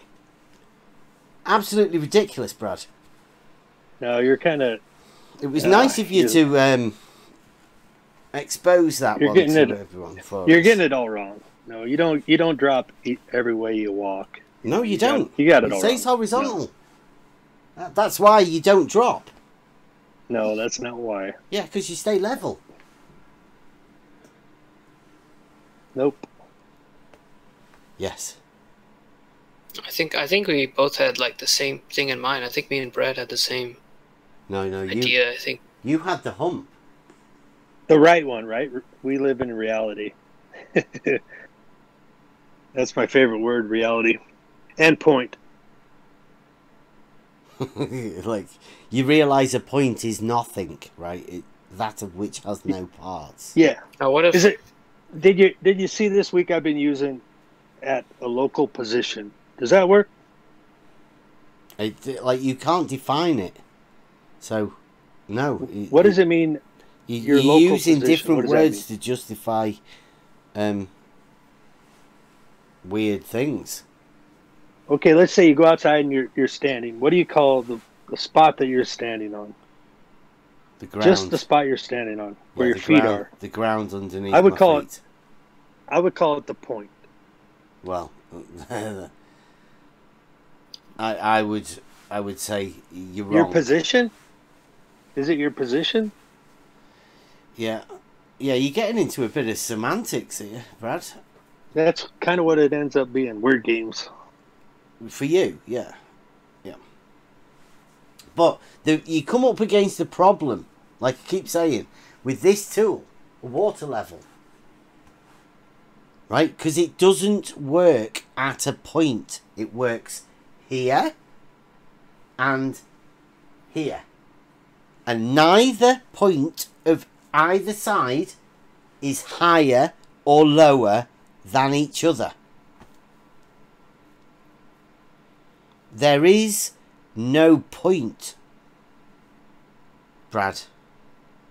Because you can move. In my model, you can move this one anywhere. Ooh, all the way around. Wouldn't make any difference. It would establish a horizontal plane. It could be anywhere. Could be here. Could be there. Could be there. Could be there, there. All the way along. Horizontal plane. Not a hump in the middle. on a Not flat a Earth drop. or Not a rise. on a flat Earth, it would be what you're saying. But on a curve, on the globe, it wouldn't work that way. Okay. So if this tool is a tool for establishing a horizontal plane, are you saying that means I don't know what would that mean if this is a tool for establishing a horizontal plane of reference, what would that mean for you, Brad? Okay. When I say horizontal plane, that means a straight line, right? Yeah. Yeah, And it means imagine it means a plane, a two-dimensional analog of a point and just a line. imagine my model now, a sphere. Would the horizontal plane wrap around the sphere in a circle? No, it would go straight. It would go straight. That's what a horizontal plane is, yeah. That's why I'm saying at pole A, it would just go straight, and the ground would drop away from it. The ground would drop away from the water level. Yeah. Look in debate discussion. So the water level would actually be horizontal then, now. Yeah. Yeah. Can you see debate discussion? Did you just say yeah? I don't know what you were saying. I said the water level would establish a horizontal plane of reference. You said yeah. But at your local position where you're standing look, this end isn't local to this end, is it? Nope. No. You're creating a level line. What are you talking about? That's a level. That's a level. It is That's a level, yeah. It's a water level. A tool for establishing a horizontal plane of reference. On a sphere, horizontal and level are two different things. The horizontal wouldn't follow the level. In my model, the level curves. The horizontal doesn't. Can I jump in real quick here? There you go. Yeah, sure. You know, we don't live on the model, right? The map is not the terrain.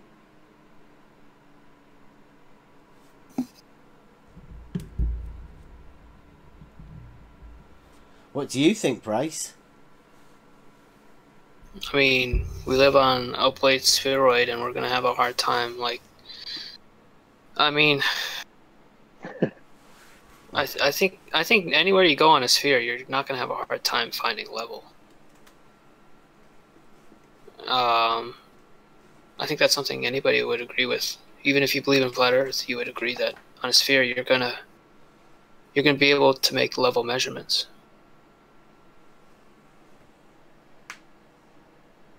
And on a flat Earth, you're gonna make level measurements anywhere you go as well. Don't say flat Earth because that's gonna trigger him. Right. Right.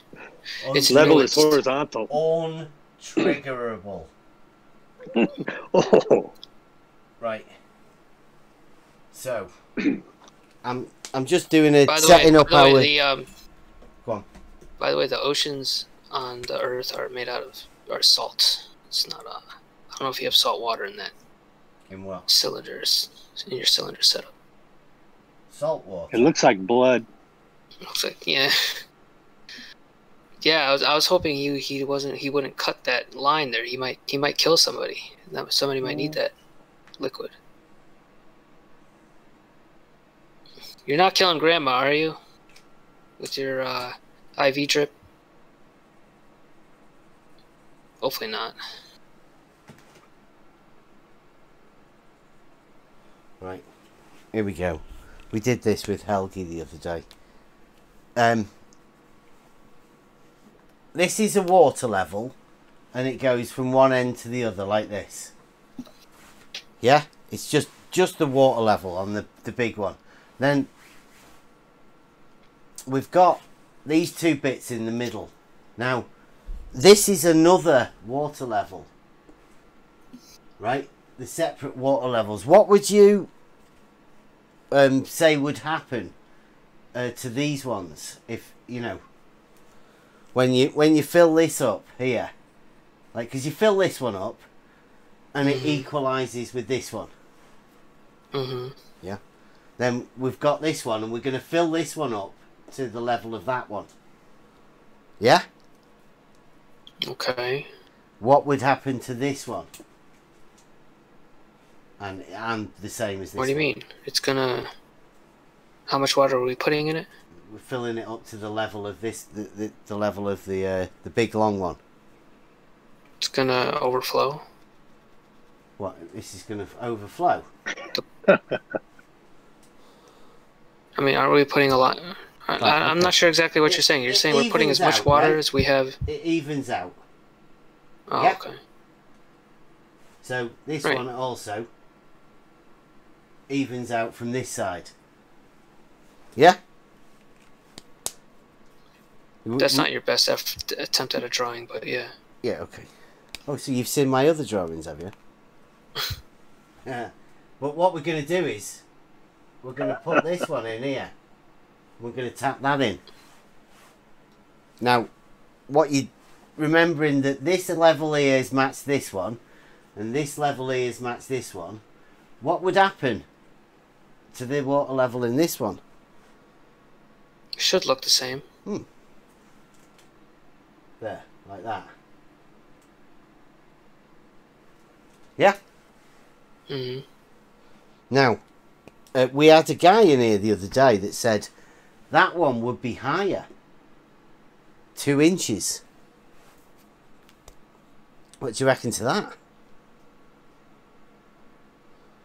I'm not sure about that. You're not sure about this one being higher? In the middle? He was wrong. Who was wrong? I'm not sure about that. I mean, can we use some more exact numbers? Can we say we're filling each of these up with, like, let's say 50 milligrams of water or something? No, can we say that? It's a big tube. It's a big tube. This It's one, a mile long. This one's a mile. This one here is half a mile. How much water do you want to talk? All we're just doing is we're getting one of these, right? And we're putting it there. Well, we're filling it up enough such that we're going to have one next to it, exactly the same, that goes halfway. So it's going to be there, and we're just going to match that line of water. Okay. Yeah? Yeah, just going to make that clear. Yeah, we're filling all of these up to the point where it's going to fill up, let's say, halfway up the cylinder. Yeah. Or something. We're gonna get these two together and these two together to make sure that they are both the same.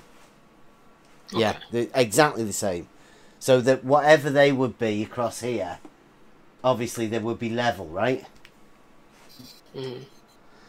So when you put that one in there and you fill that up, if you draw a line straight across them, and it's one straight line, using Euclidean geometry and the principles and all of that, that would be a proof that two straight lines can't share a common segment. No, right? I'm not sure they would all. I don't think it would be flush. I don't think that would happen. So what do you think would happen here then? Do you not think these would be on the same straight line? I don't think we would. No, especially if we did more than a mile. Well, no, but we are just doing a mile, right? Yeah. You know the numbers for your model, right? I hear you, yeah. Do you? Yeah. So what 8 what inches would per you? mile squared. Yeah, but what would that be here? It would be what, 0? Is that our reference point? Is that our Well, look. Is that our control? Is it right in the center? Well, I don't know. Where's you? Like, what you talking about? Well, look. Before we said your laser, your surveying tool, right? With the laser. What's that thing called? An auto level. An auto level. I mean, you said your auto level, it doesn't even shoot 100,000% straight. Who said? I said 1 millimeter per mile. Per mile, what? Double? You said? Double kilometer. 1 kilometer double run. See, look. See so that? I'm not sure this. Dude, I don't know about you, but that's pretty precise. Yeah. Wow, I'm shocked. Right. So, can you see this now? We've just drawn a line. I did a line from the water level to the water level. Right. So you could probably call that a horizontal line all the way across. Yeah? Mm-hmm. Yep. With all of them be on the same line, wouldn't they? I don't. In this one reality, here if we is actually matching this one, so therefore it would have to come horizontal there, wouldn't it? I'm not sure. I mean, if we shot a laser from A horizontal across, it's possible it's not gonna hit the water in the same way all the way across. Hit the water. Would this not be classed as a horizontal? Yeah, I mean that looks horizontal. Yeah. Okay, well this is the water level from one end to the other. Do you not Right. agree with that establishing a horizontal?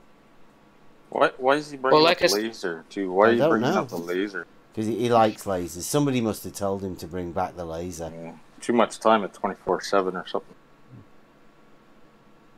Yeah. So from A, you're doing this horizontal thing, right? From there. Yeah, we're just getting a water level and we're putting it from there to there. 1 mile. Yeah, I'm not sure that's actually going to happen if you did that in real life. What do you mean? What's not going to happen? Like if you somehow got a yardstick that was not a yardstick, that was a mile long. I'm not sure that's going to... Get a tube. Get a tube like this. Like a mile long. Or like, you know, have you seen a hose pipe, haven't you? Mm-hmm. Yeah, we'll just connect loads of them together to make a mile. Mm-hmm. Put it from there to there. I'm talking about your straight line up top. That's the level. How are we gonna run that experiment? Establish. I mean, are you saying we're gonna if we did an experiment where we had some sort of straight line, it's gonna look just like your drawing? Why is this an experiment? It's not an experiment. Look, we say you get the water level here and you move it over here to a mile. Now, if this one is lower, right, the water will come out of it, won't it?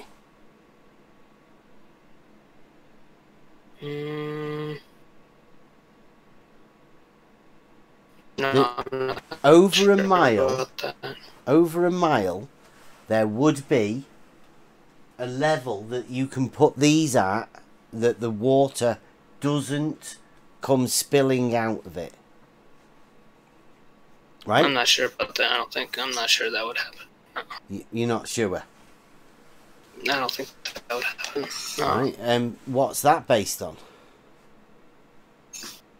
It just doesn't make sense. I mean, Doesn't make sense that the water level wouldn't even out in the tube called a water level to establish water at a level at each end. That doesn't make sense to you. no. I mean, I mean, if that were to happen, then like a lake, like a big body of water, like we would always have water just pouring out of the lake. If that was the reality that we had to deal with. What if water was to be level? If water everywhere was always just pouring downhill. So you think the water level establishing a horizontal means that the water would pour down the hill?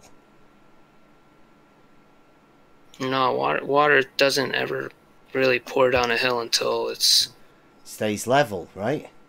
It always establishes a level. No, I mean water pours downhill when it like when it's finding its level, not contained, when it's not really in a container. Yeah. Well, this luckily we have a tube, and it's a tool called a water level. It's not running down a hill. It's just in a tube contained. Now over a mile, this gets tricky. This doesn't it? Over a mile, you can put that water level in a way that the water doesn't come out of it, can't you? Right. That makes sense. So it would be, would you call that level or would you call that horizontal? I would say on each side of the tube, going to appear level, you can orient it so it appears level. Okay. And would you call that horizontal?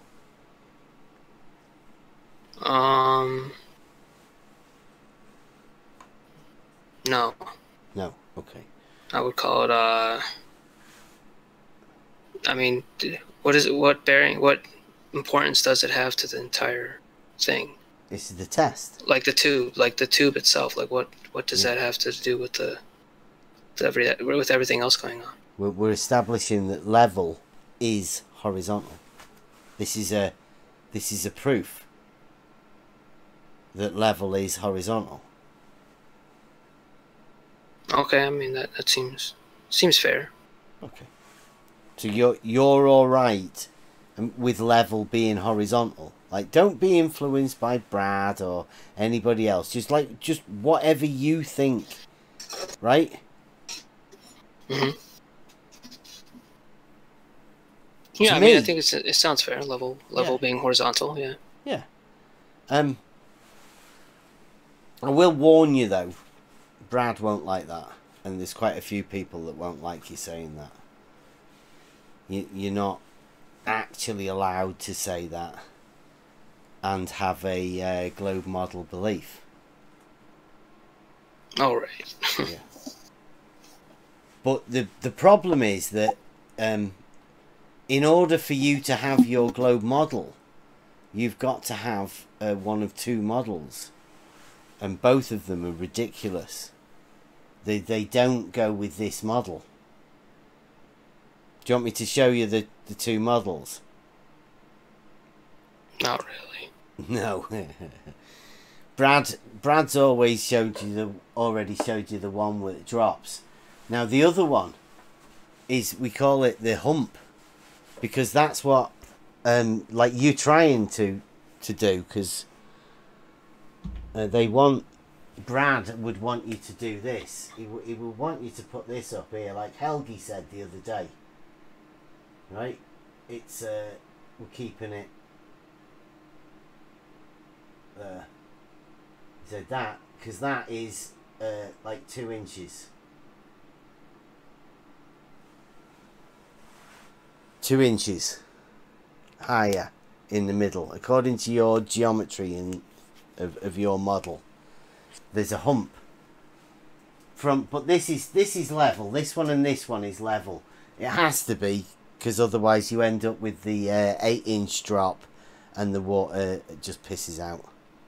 So the drop, the Kozlowski nutsack drop model, ridiculous. But this one with the hump is what, like, because you've got to put curvature in it somewhere, haven't you? And like, because you have it's a quarter function, right? 8 inches per mile squared means that it over a mile it's 8 inches drop, but you can't have the drop. So what you have to do is you have to remember this is the chord, and that becomes the sagittar, and that's 2 inches over the half distance. Yeah. But that leaves you a problem with this one, right? Because this one here goes to this one here, and that's level. But this one here would have to match that hump there, wouldn't it? Right, I guess. So if we do that, because, I mean, there's a hump, right? You can't have these ones here being horizontal, can you? When you've meant to have a hump. So we'll fill these ones up. So they match that one. I know, it looks ridiculous, right? You need to do something. Right, so now what you've got is you've got a horizontal line level from this side to this side. Do I have But to do something with sound? in the middle of here, No, I don't. you've got these 2 levels that have a drop.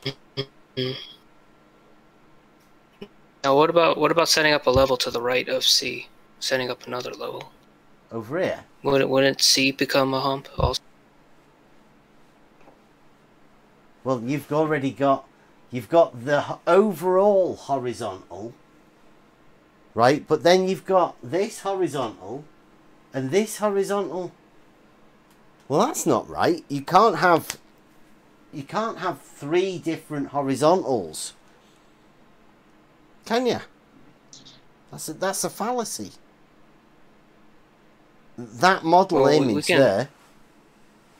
Why don't we set up a lot more horizontals? Why don't we set up more? Yeah, if we set up one to the right of C, wouldn't C now become the new hump? Do you think it would do that? I mean, why not? I mean, we could. Seems like as long as we're modeling things, it seems like it's a possibility. Okay, so if we go along with this model, right? Let's say we'll increase this to 10 miles.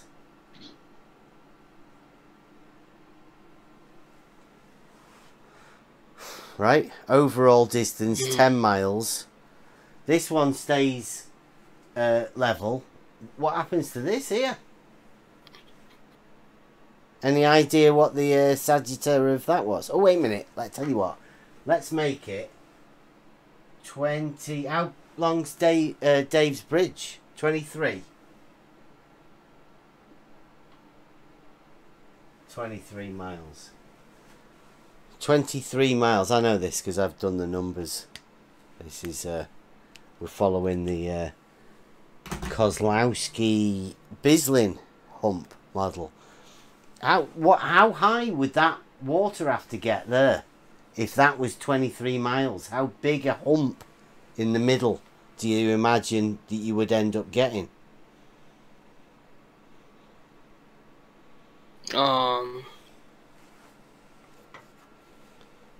To your model, like if you were, imagine you put a thing on your car and drove over a bridge and get a load of data log points, and then you handed them to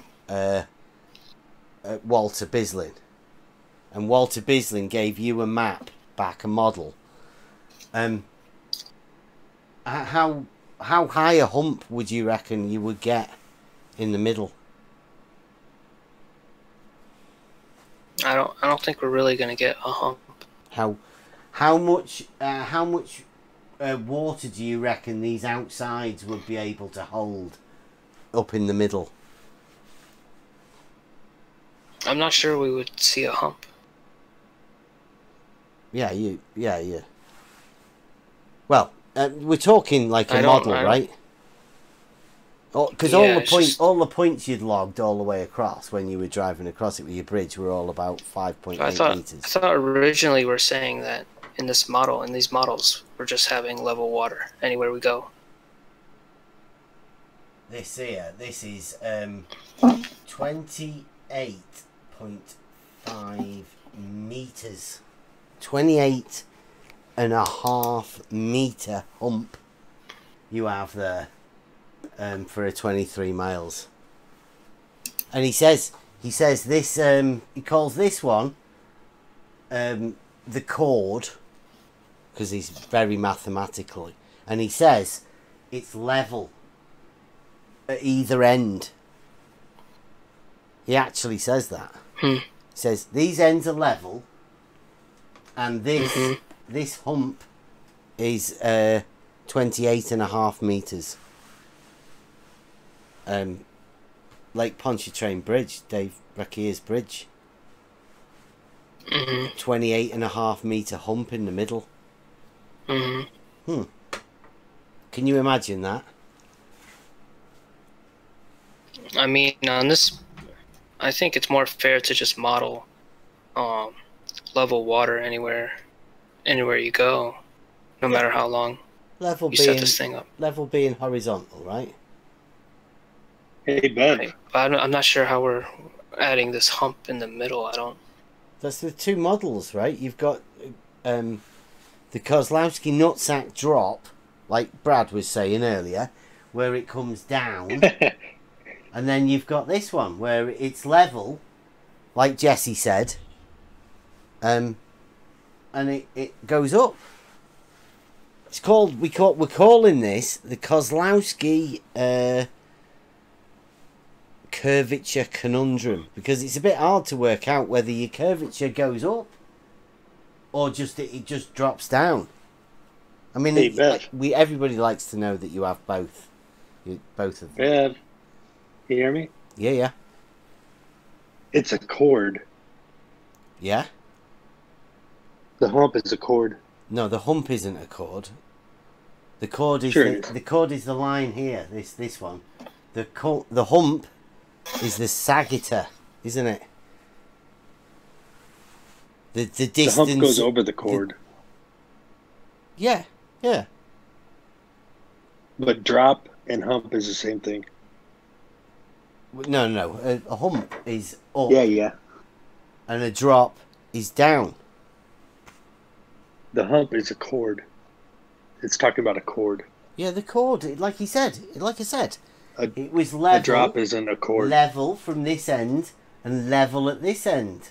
The chord goes across from the level to the level. Then there is a sagitta of 28.5 meters, which is up. It's in the upwards direction from that chord, which is level. Yes, it's a chord. But drop and hump is the same thing. No. Yeah. Yeah. This is a chord. This is up. You ever watch the movie Eyes Wide Shut? No, I don't watch films. Okay. Why? Well, in the final scene of the movie, there's this masked guy who's running the entire sex cult. And you talk just like that guy. Do I? But you never seen the movie, so no. I can't. So you don't know what I'm talking about. But yeah, this just isn't a sex cult. This is What's Brad's definition of a chord? A chord? It's a straight line through the circle? Yeah. Yeah. So what were you saying was the chord? I sent you a picture of my circle many times on Twitter this week. You know, with the A, B, C, D, F, G, H, I, J, K. Yeah. What were you saying was the chord a few minutes ago? The chord is under the hump. Yeah, it's a straight line, and then the hump goes over the chord. The red line. Okay. Yeah, that's the chord. Sorry. Yeah, that's what I said. Yeah. I have a picture. You came in, Brad, and told discussion. us exactly the same thing was what I did. I only used Jesse's words. That this is Jesse's problem. Jesse says that the water level, right, drops down from the horizontal at a rate of 8 inches times the distance in miles squared. Right? But he also says This is level. This is level. This is a chord. And this is a rise up of 28.5 meters. You can't have... It's the same thing. No, it's the same curve. Brad. You're just looking at it in two different ways. Yeah, but one is up. One is a chord. The chord. other is down. And that's not a chord. But the only reason it looks like a hump is because it's a chord. And horizontal, right? Can you see debate discussion? Where would you put horizontal in this picture? I'll tell you what, draw a circle on your whiteboard. Brad, where would you put horizontal in this picture? Mine would go, if you're in the middle one. No, I'm just telling you, where would you put horizontal in this picture? Mine has 3 different horizontals, my model. Right. If you're in the middle, would you put horizontal in this picture, please? Pick A, B, or C, and I'll tell you. I put all 3 of them. No, everyone's different. My A is different. My B is different. My C is different. You realise this is a tool for establishing a horizontal plane of reference. Are you saying... A plane of reference. Are you saying there is a different horizontal at this end than there is at this end? Yeah, when you stretch it out, you have a level line. You don't have a horizontal plane anymore. It depends. You realise there's only 2 points here.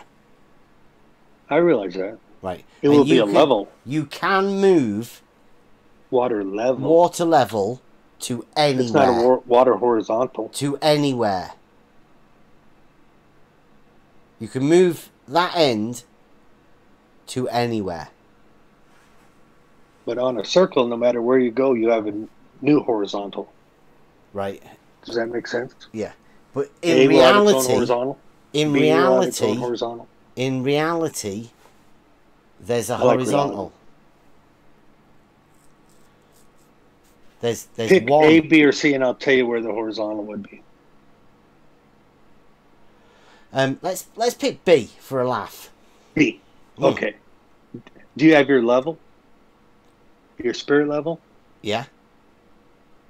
Put it on top of them water tubes. Yeah. And make a level line. That would be my horizontal. Yeah, okay. So, but that would end up being parallel to this line that is from this end to that end. Yeah, but yeah, my horizontal would be so these two would be parallel to the horizontal that you set there. No, not in my model. What do you mean not in your model? What would happen to this one then? You'd have your own horizontal. And how would that horizontal be going? Up a little bit. That would go up. Where? Because you've already just set it. Like the level of these two together, when you draw a line, goes this red line all the way along here. Now, if you want to draw one there, on that horizontal, it will be parallel to this one, which is the line established from here that red one, to here. But that red one wouldn't be my horizontal at all. But it would be parallel to the horizontal that you have in the center. No, it's parallel to your level, but it's not the horizontal. Well, what is the horizontal then? How do you establish horizontal? It's perpendicular to vertical. You put a plumb bob down. That is what horizontal is. Yeah. Perpendicular. And each spot would have its own. Why would you say that? On a curved surface. That's the way it works. Does the vertical, right, look. That's a plumb bob.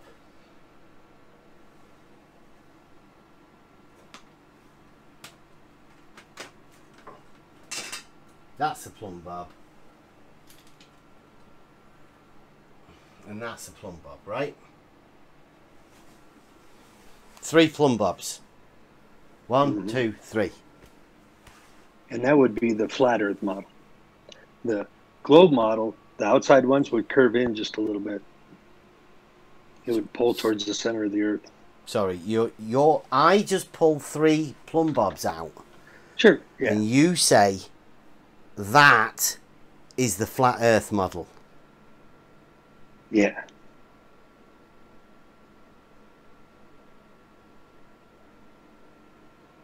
Really? Can I put a picture in debate discussion? Wait, can I ask you why you said that's the flat Earth model? Because it assumes that all these plums are the same on the flat Earth model. We assume. I just pulled them out, right? They're pretty close to one another right now. That would be your local position, right? Say if you went a mile down the road, the plumb bob would. Okay.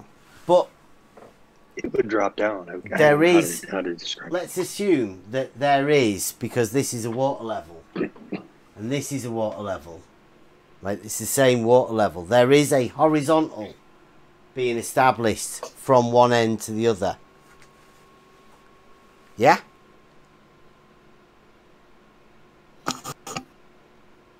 There's 3 plumb bobs here. And a horizontal going across. You would give us that, right?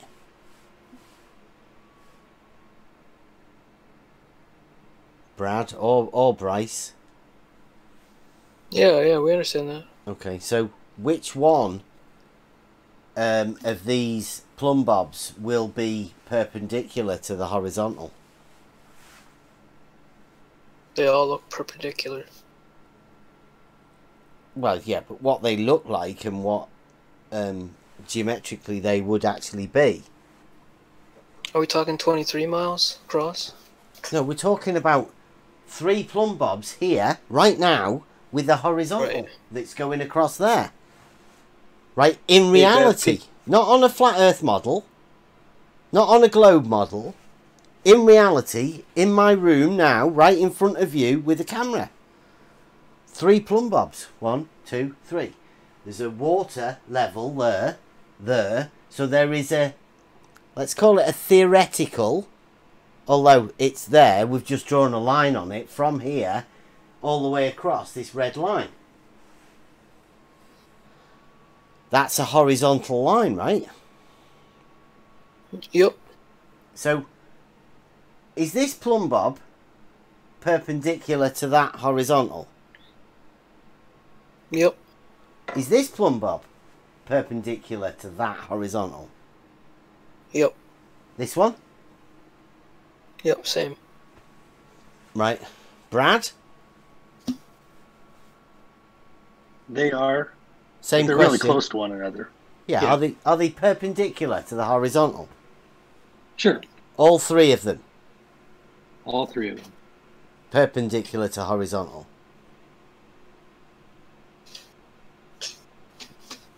You're pretty messed up, right? Not really. Can you see debate discussion?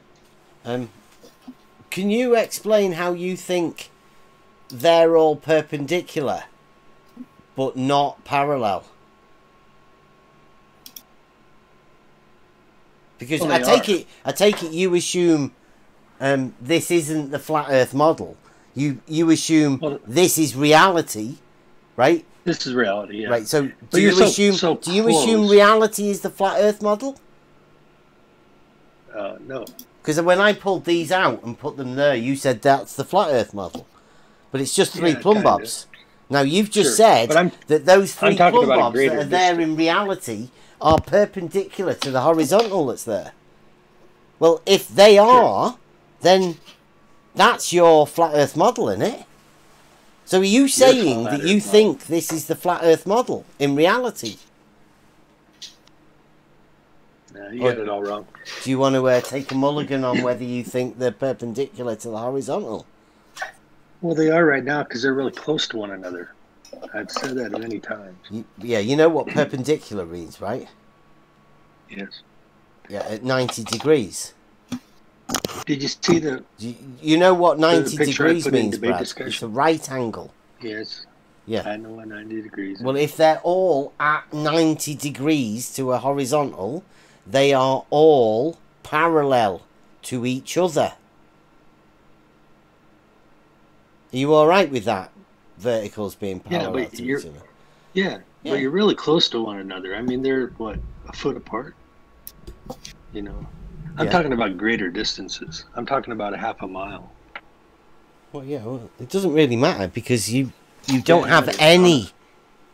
Not there isn't one. Is there? On a sphere, it makes a difference. You go on the bottom of the sphere, and the plumb bob would point straight up. You know, from your reference. Brad. No, really. No, really. It's like Get away.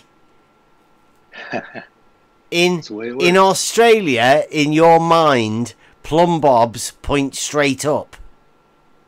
Yeah, if that's my reference is me, but when you go to their reference, it's pointing towards the ground. It points towards the center of the earth. I'm sorry, Brad. I don't mean to laugh at you. Actually, I don't think it sounds that wild or crazy. No, Australia is far away. It's what happened. So, I'm it's sorry. Like from where I'm at, it's like it's like 19-hour flight. I wouldn't know. So, wow.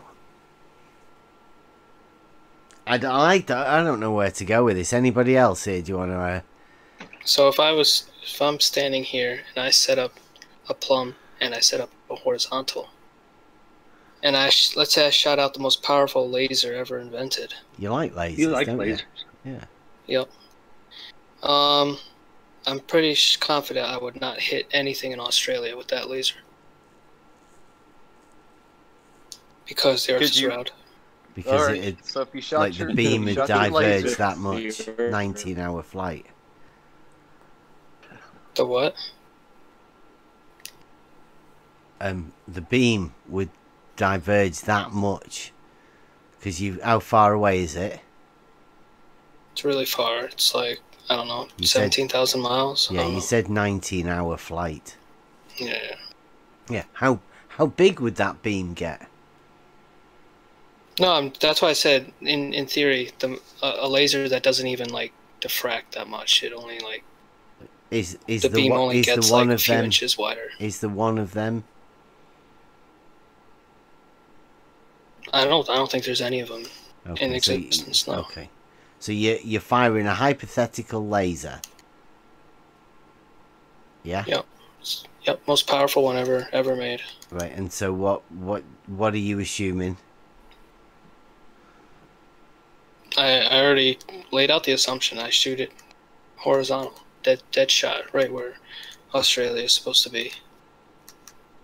Yeah, and it's just a total airball. That laser's just going to shoot right into the atmosphere.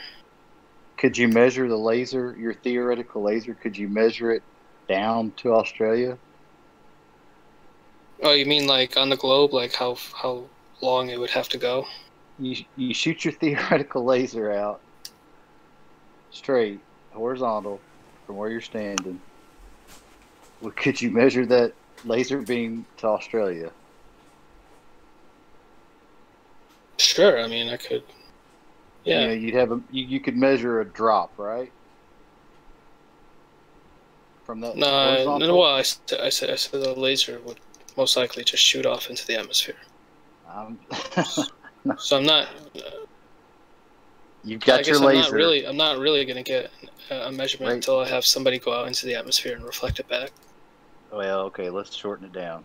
You got your theoretical laser. You can shoot it down a canal. You shot it from perpendicular, horizontal. straight line, and you shoot it out 20 miles, and you walk down to that other end, and you still got that perfect laser, can you measure from that laser down to the Earth? 20 miles, only 20 miles away? Yeah, probably. 20 Are you miles is gonna not that measure- much of a, it's not that much of a drop. But, yeah, It's not that much of a drop, 20 miles? not really. Especially a laser. Laser's not gonna, it's not gonna drop that much. You're shooting your laser straight Yeah. from where you're standing. So Yep. you're saying you go 20 miles and you wouldn't be able, there wouldn't be a difference? There's gonna be a small drop. I mean, Over 20 miles? yeah, just a small drop. Oh. Real small, but I mean, eventually the laser's just gonna shoot off into the atmosphere. Have you ever used any leveling tools or anything like that? No, not recently. When you get your most powerful laser, how would you set that to horizontal? The plumb and the square. Plumb and the square. Mm-hmm. How would you work that? You know, I could use the plumb and the square, or I could just have a surveyor just shoot something horizontal for me. okay, would you not put a level on it, on top of it? I might. I mean, why not? Yeah.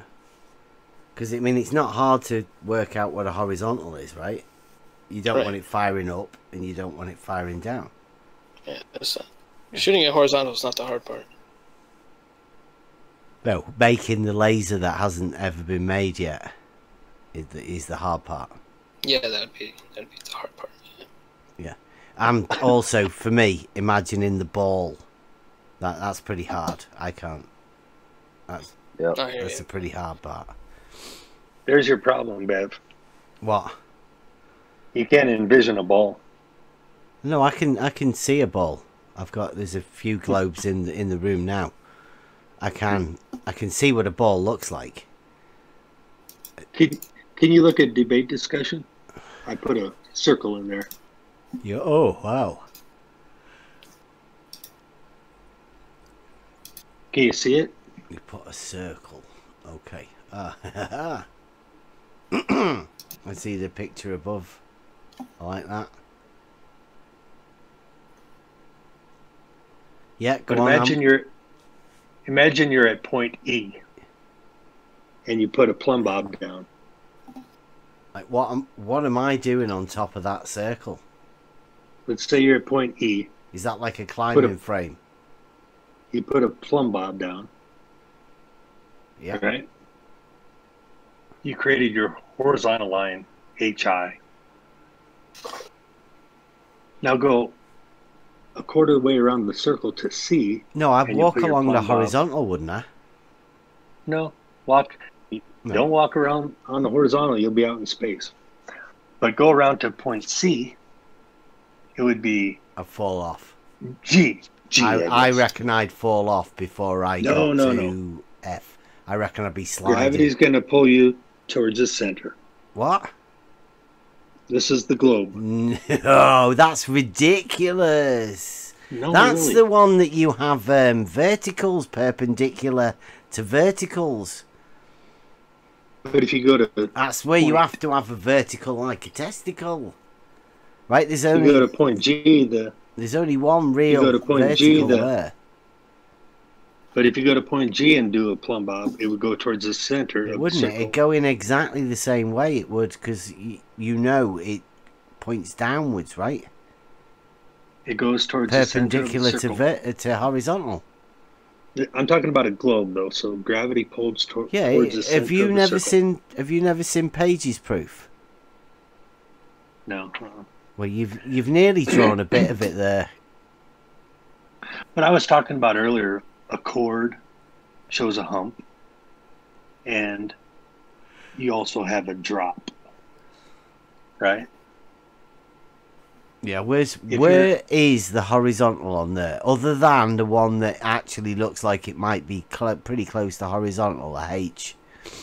HI. HI. We'll call that horizontal.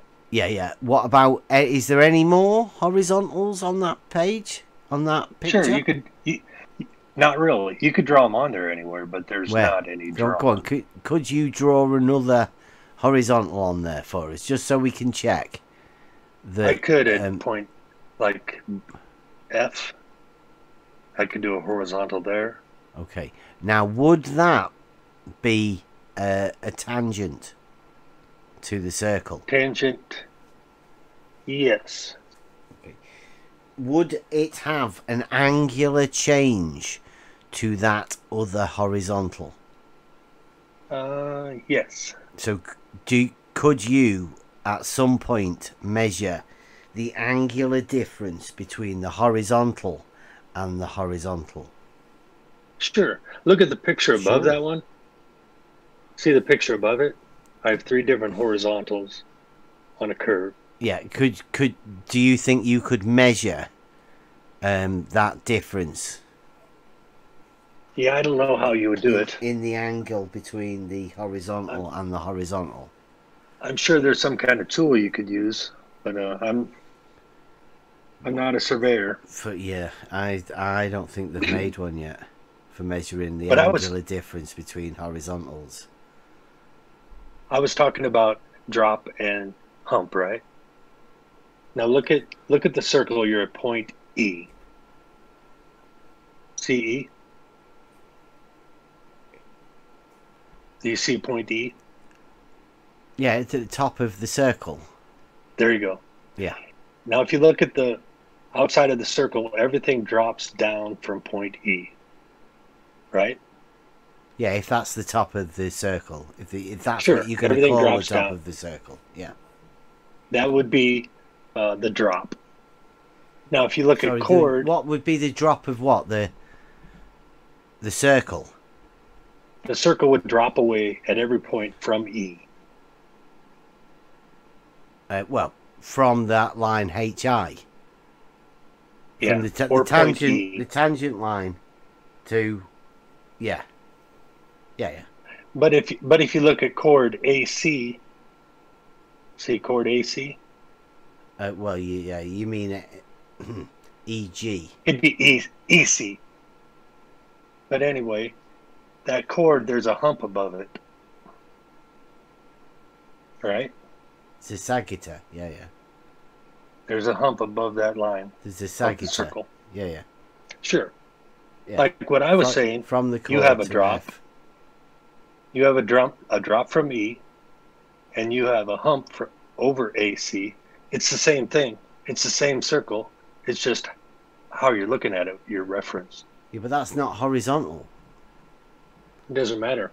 It does, because that's what we're dealing with in reality. That's what we use in order to measure and reference things from and to. But you're talking about like Kozlowski has a hump.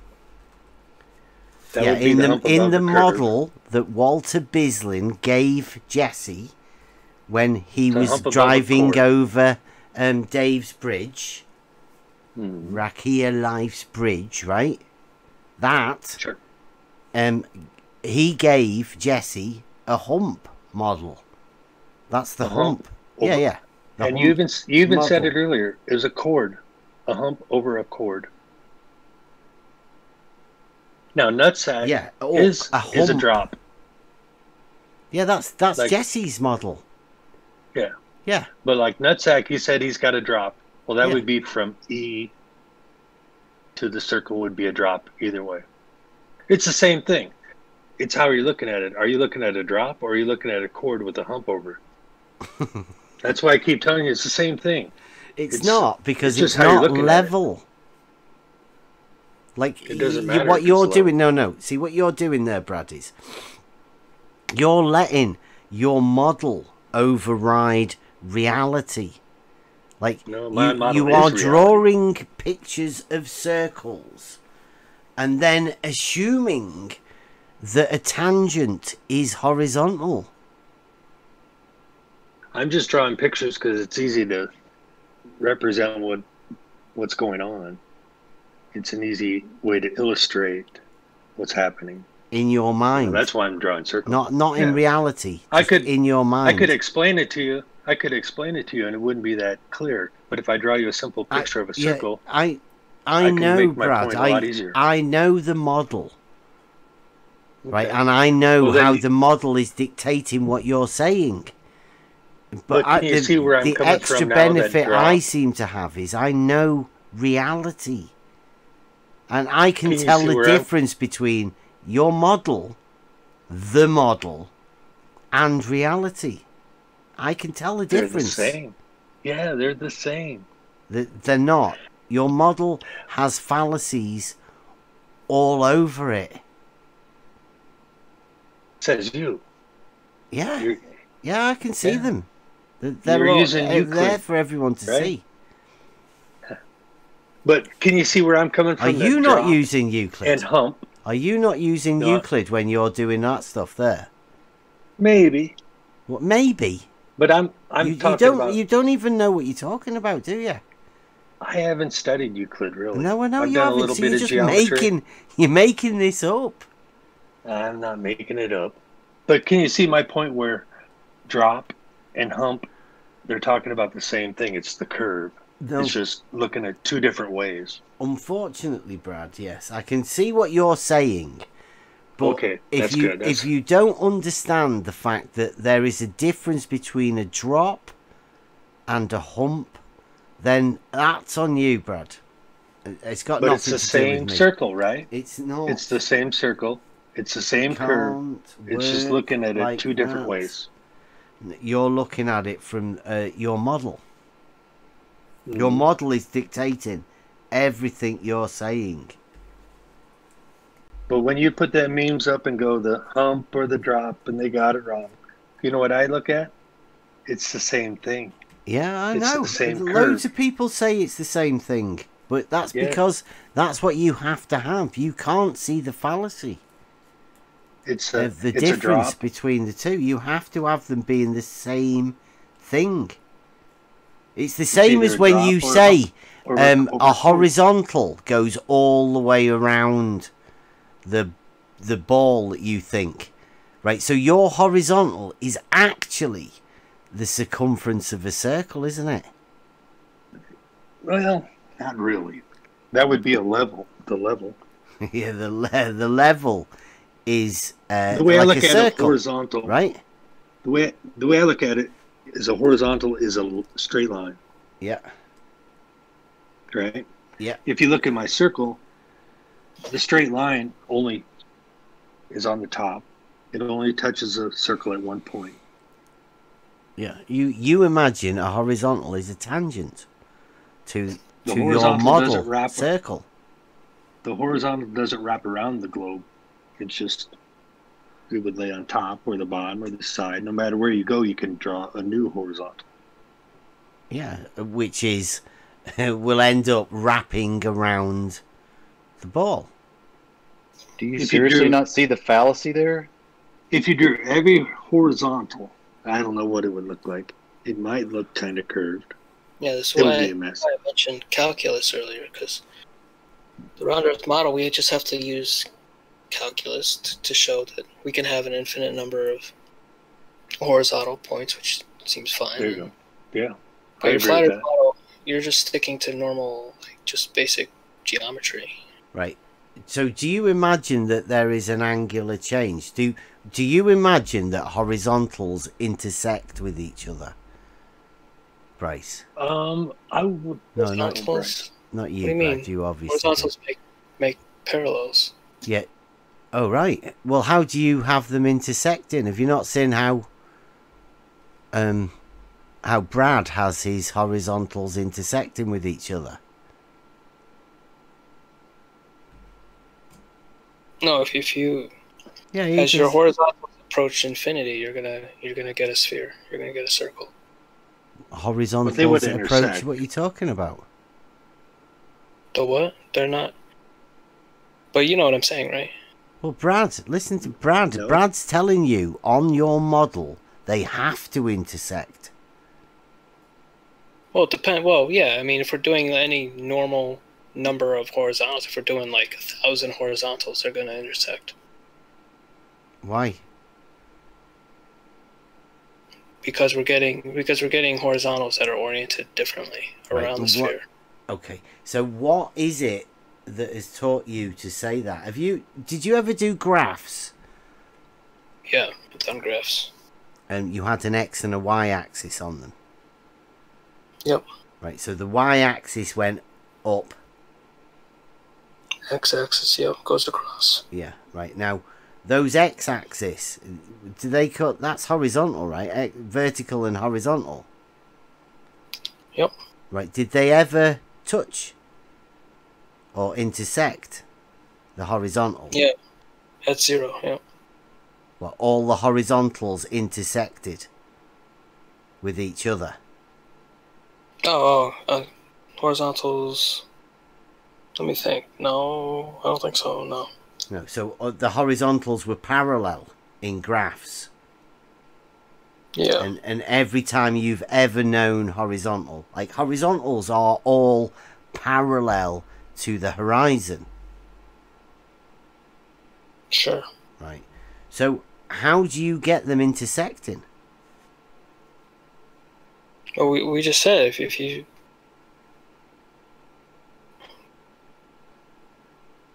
get them. They're always parallel with the horizon. But now we're talking about a different thing. We're talking about horizontals. Like the horizontal. There's only Yeah. one horizontal. There's no different horizontals. They don't. No, I say they don't intersect. No, of course not. No, not on an XY axis mathematical thing. No, they don't. No. Right. Okay. So not geometrically either then, because that's like mathematical, right?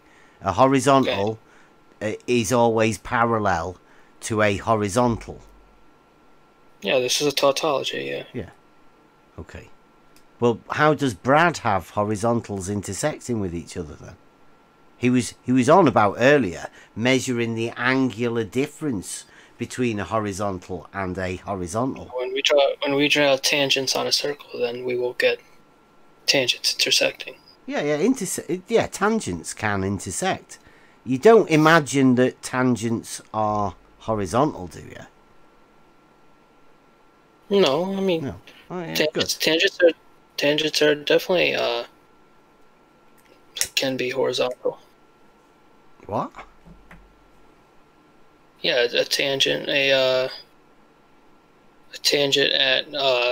12 o'clock. Mm-hmm. That is horizontal. Is horizontal. Tangent at 3 o'clock. That is horizontal. That might intersect with the 12 o'clock tangent. Yeah, in a corner. So that would mean horizontal was perpendicular to horizontal. Right. Right? You think that sounds right? Right. I mean. Yeah. Horizontal can be perpendicular to horizontal, and also perpendicular to vertical. Yeah. Sure. Yeah. Sure. Like, you've not done much of this in reality, have you? How much reality work have you ever done? No, I've definitely understand the math about how we're. You don't understand the math. You've just said a horizontal can be perpendicular to a horizontal. You don't understand anything. A horizontal can't be vertical.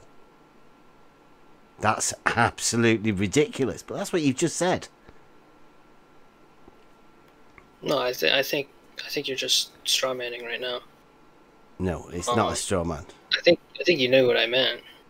No, I know what you meant. You said horizontal was perpendicular to horizontal. You said that.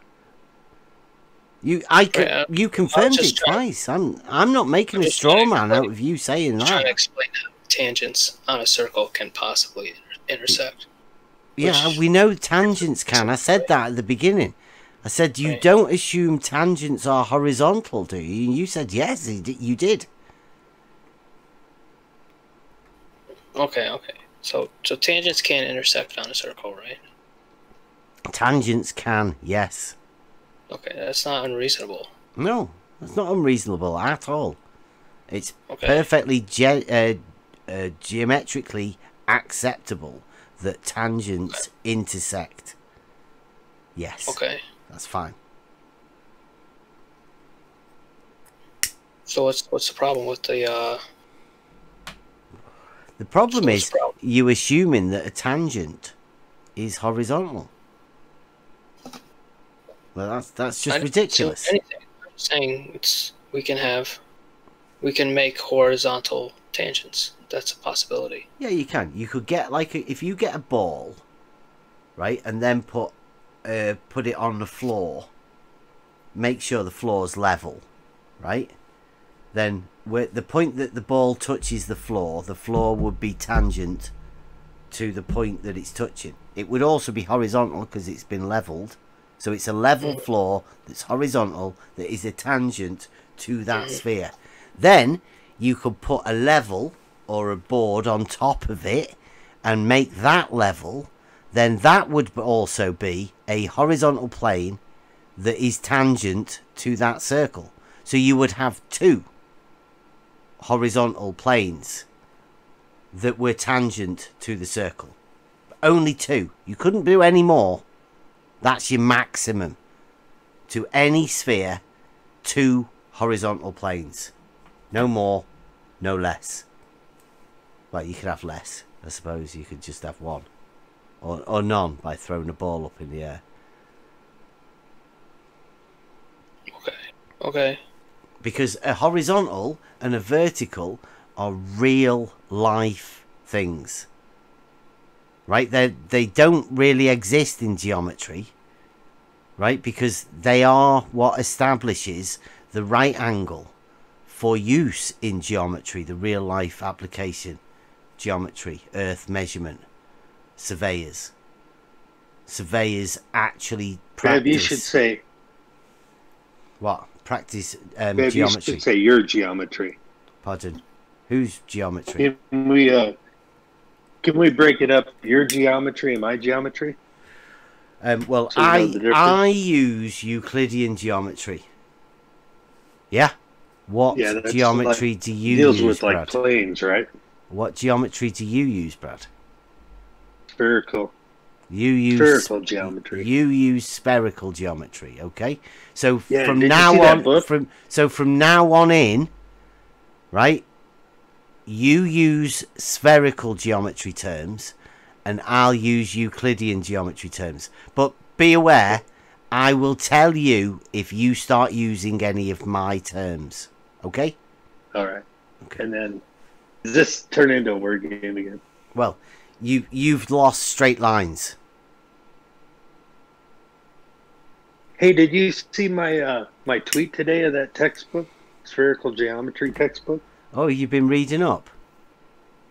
Yeah. Did you see my tweet? No, I I didn't. sent you a tweet. I didn't. I was. No. I was getting You're abused. busy. I was getting abused by Septic, wasn't I? I was trying to get him to man up to the debate that he wanted about geometry, but he wasn't after it. He wasn't having I it. got a deal for you. Tell him you'll call him Daddy, and he might let you on. Yeah, I'm not Would you? so sure. Would you that's call him happening. Daddy? Would I call who Daddy? Yeah. Who? Every time you want to speak, you say Daddy. Can Would speak? I call who? Team Skeptic. Septic. Yeah, no, I wouldn't be calling him Daddy. Oh. Do you call him Because Daddy? if you did that, he might let you on if you agreed to that. Do you call him Daddy? No, No. but he's had people on there and he wants them to call him Daddy, and they never do. No, You he's see on his Twitter, it's he's father- not going to talk to me. father He's skeptic. scared of talking to me with this geometry thing. He can't handle it. But if we make the deal where you call him Daddy, I bet he would let you on. Well, yeah, that's you. Maybe impressive. You wouldn't to do you. it. Yeah. I'm kind of getting sidetracked here. Go ahead. Yeah, yeah. You're very. Very. So we're going to continue on from here. Geometry. You're going to use spherical geometry. And I'm going to use Euclidean geometry, as do all surveyors.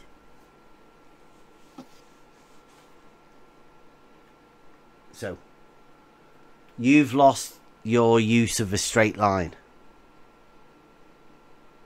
Okay? You've also lost your use of vertical height distance, haven't you?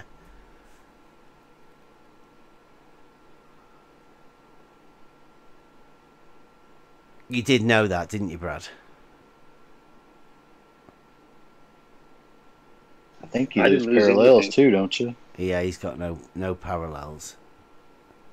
No parallels, no straight lines, no vertical, yeah. You're assigned to the two-dimensional surface of a sphere. Brad.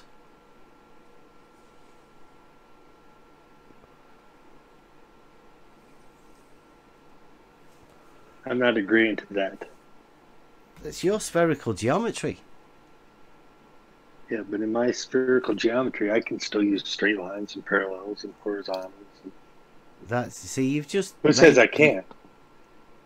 I'll have to buy that book. Spherical geometry says you can't. Hey Bev, you want me to blow your mind Do right you now? have a spherical geometry book?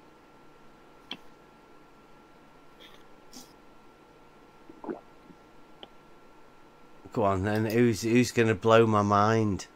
I'm gonna blow your mind. Now the oceans, according to our understanding of the major oceans, let's say the Atlantic and the Pacific, where are the deepest parts of these oceans? I don't know what's that. Bathymetry. Who measured the depth? Where's all the depth in the ocean? I don't know. Like- Go on. No. You missed my question. Yeah. Who? I said, who measured the depth? The ocean. You did it? The oceanographers. Yeah, somebody's told you. The museum. You've been out there and measured it? You've been out there? You measured it yourself? Well, somebody has lowered those instruments and measured the depth. It'd be They ultrasound, dropped won't it? the- You know, come on. Drop the lines in there and No, yelled out no, marks. they don't drop how are you going to blow Bev's lines. mind? Okay, so we're talking about bulge in the center, bulge in the middle Oh yeah. of so that there's your bulge. The oceans get deep in the middle. There's your bulge that you're looking for. What, downwards? How does this work on the canal that he's going to go to? Oh, I don't know about this canal. I mean, I don't know. I'm just saying that on this globe Earth with our oceans, we got a nice big ass, a nice big bulge. Cool We story. got Hey, Bev. hundreds Rob. or miles. Hey, Bev. Yeah. Did he blow your mind? Not really. No. Nah, I He didn't does. think so. He doesn't want to seem to take on the spherical geometry challenge. Yeah. Yeah, Brad. I mean, I just How do you apply this spherical geometry in reality, though? How would you actually apply your spherical geometry in reality? What instrument or what tool would you use to demonstrate your spherical geometry on the Earth? I don't use spherical geometry. I think that's a word that was invented today. You think spherical geometry's just been invented by Brad today? Yeah, that's the first time I ever heard that expression. Spherical geometry. I never heard that before. It's ridiculous, right? That's funny Yeah, right there. Brad. That is funny. Hey. You making up geometries, Brad? Next they'll be having Fight the Flat Earth telling you that parallel lines can intersect, straight lines can curve, triangles can have more than 180 degrees. I mean, calculus is the study of curves. So. Oh, is it? I've heard of calculus, yeah. Okay. Have you ever heard of triangles with more than 180 degrees, Bryce? No, I haven't. No. No. Can you imagine? Can you imagine how you would right how you would make a triangle with more than 180 degrees? I'm not sure how that's possible. You know, there's some people that think that you can get a theodolite and go up a mountain and sight other mountains, and then, you know, make a triangle and add up all of those angles of the triangle and get them to add up to more than 180 degrees. There's quite a few of them. Yeah, quite a few. Would you reckon you'd be one of them? I think Brad's going to be, or not Brad, but Bryce is going to be surprised if he hangs around for a bit to hear what the main globe defenders are saying. Oh, is this the coastline paradox? The what? Conundrum. Is this the coastline paradox? Coastline? No. Coastline? The Kozlowski curvature conundrum.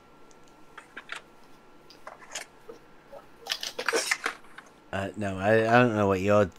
I think you're doing that. You can never actually measure something exactly, right? Is that what you're talking about, Bryce? I was hoping Brad would stick to his spherical geometry. I know he lost it, didn't he? Yeah. Way up, Helgi's here now. You know, like we've got Helgi, Brad, and Bryce. All of you three, right? You all have that globe model. Hey, Bev. Yeah. Can you show me this globe model? Look in debate discussion. I just put a picture in there.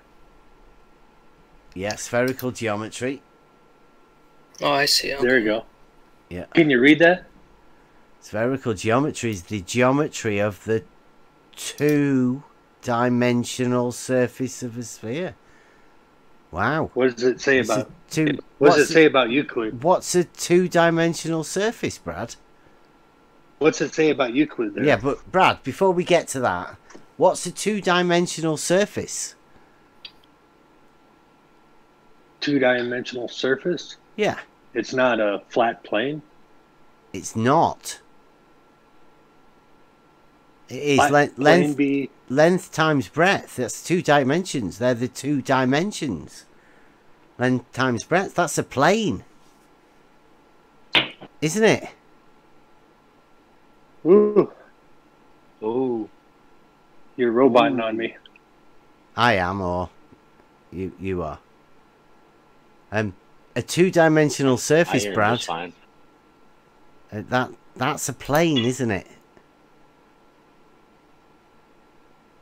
Yeah. Keep reading my my picture there. Yeah, but what does it say about Euclid? Can we just get this sorted now, right? A 2-dimensional surface is a plane, isn't it? Sounds good. Right. Now, Bryce, would you say the surface of a sphere was 2-dimensional? I don't know about that. No. Brad, would you say the surface of a sphere is 2-dimensional? I would say it'd be 3-dimensional. Yeah, me too. Would you know? Dimensions within. Go on. Sorry, Buster. Oh, I was just going to ask: can you use 3-dimensional in spherical geometry, Bill? I don't think so. I think spherical geometry is the geometry of the 2-dimensional surface of a sphere. Where would you where would you imagine the 2-dimensional surface of a sphere is, if a sphere is a 3-dimensional surface? Whereabouts would you put that 2-dimensional surface? Yeah, you really need to read that first sentence very carefully. I read it a couple of times and looking crazier and crazier every time I read it. It says it's not Euclidean, right? Whoa. That's It says non-Euclidean. right. Yes, Okay. it does say So, that. yep. Okay. So if we start using whoa. but hang on. Let me just say, if we start using Euclidean geometry, reality, and it matches Euclidean geometry, how do we use spherical geometry in reality? I don't know. Do you? You have to have a two-dimensional surface of a sphere, and I don't think you have one of them because you've just admitted the surface of a sphere is in your mind you do. No. In your mind, you have a three-dimensional 2D space. Bev, he's saying the same thing. I thought it was Brad too. That's what I was asking Brad. We're going at the same thing. Sorry, I thought it was Brad because Brad was wanting to go with the spherical geometry, and in his definition, or from Wikipedia, it says it's not Euclidean. So if he wants to stick with, stop looking to Wikipedia for their answer. Whoa. Yeah. But wait a minute. It's not. What I'm saying is, if he wants to stick to spherical geometry, then he can't use Euclidean. So if he's wanting to define things within spherical geometry, that's what Bev was trying to do a minute ago. Was say, I'll go with Euclidean, you take spherical, and we'll match, toe to toe. You can't. Right. Well, okay. I thought he was saying how he loved the word reality earlier. Yeah. I think that was Brad. Yeah, it was. I do. Right. That's one. And point. Yeah. I like point and reality. My two favorite words. Point. Define a point. Can you have one point horizontal at one point in Euclidean geometry and match that up with reality? You understand where I'm going with this, right? Yeah, I've been around this already. Don't use point because it doesn't have length and width or something. Well, no. We need to agree on the term. We need to agree what a point is. I use point for a lot of different meanings. Yeah. Like I can point when I probably shouldn't. I just throw it out there. You probably shouldn't. I shouldn't. Yeah. I'm with you. What you shouldn't do is conflate two different geometries. That's right. No. But hey, I want one that I can apply to reality. Yeah, no, I'm talking to Brad. He shouldn't conflate the two different geometries because if he wants to stick with spherical, he can't use Euclidean. That's right. One reason I put the spherical geometry post up here is at the bottom of the you see overview? Yeah. The bottom of the first paragraph, it talks about how you can have triangles that exceed 180 degrees. You guys were kind of talking about that. Show me where this has been done. I can't show you right now. I know it's been done by by surveyors. Got it, and I'll take it. But surveyors, they make triangles over long distances, and the triangles exceed 180 degrees. I want to know who did this. Have you ever heard of spherical excess? Yeah, I've heard of it. Yeah. But how is it applied? Yeah, these are sighted triangles, right, in reality. So you have to see each point that you are measuring from, right? You have to.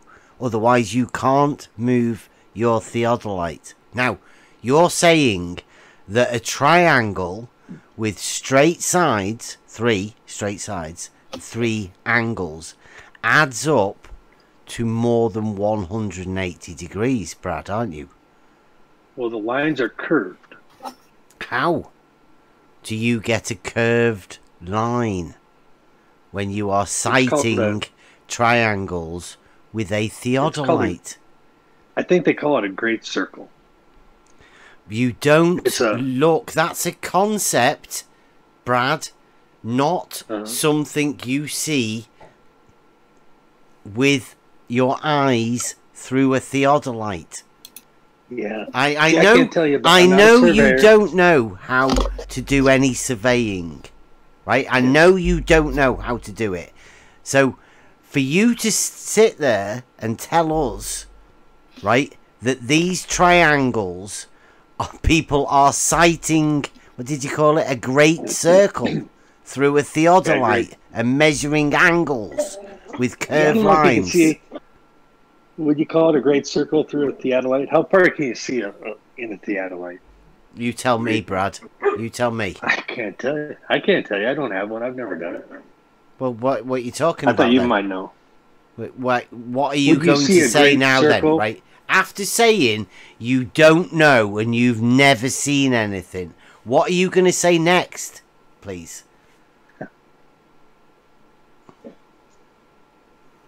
My point was spherical geometry, triangles exceed 180 degrees. That's the only thing I wanted to bring up. That's why I Brad. posted this picture. I can't tell you about surveying and all that. I can't go there.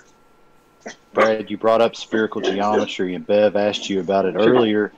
If you're going to use spherical geometry, you got to stick to it. He's going to stick to Euclidean, and you go the definition by definition.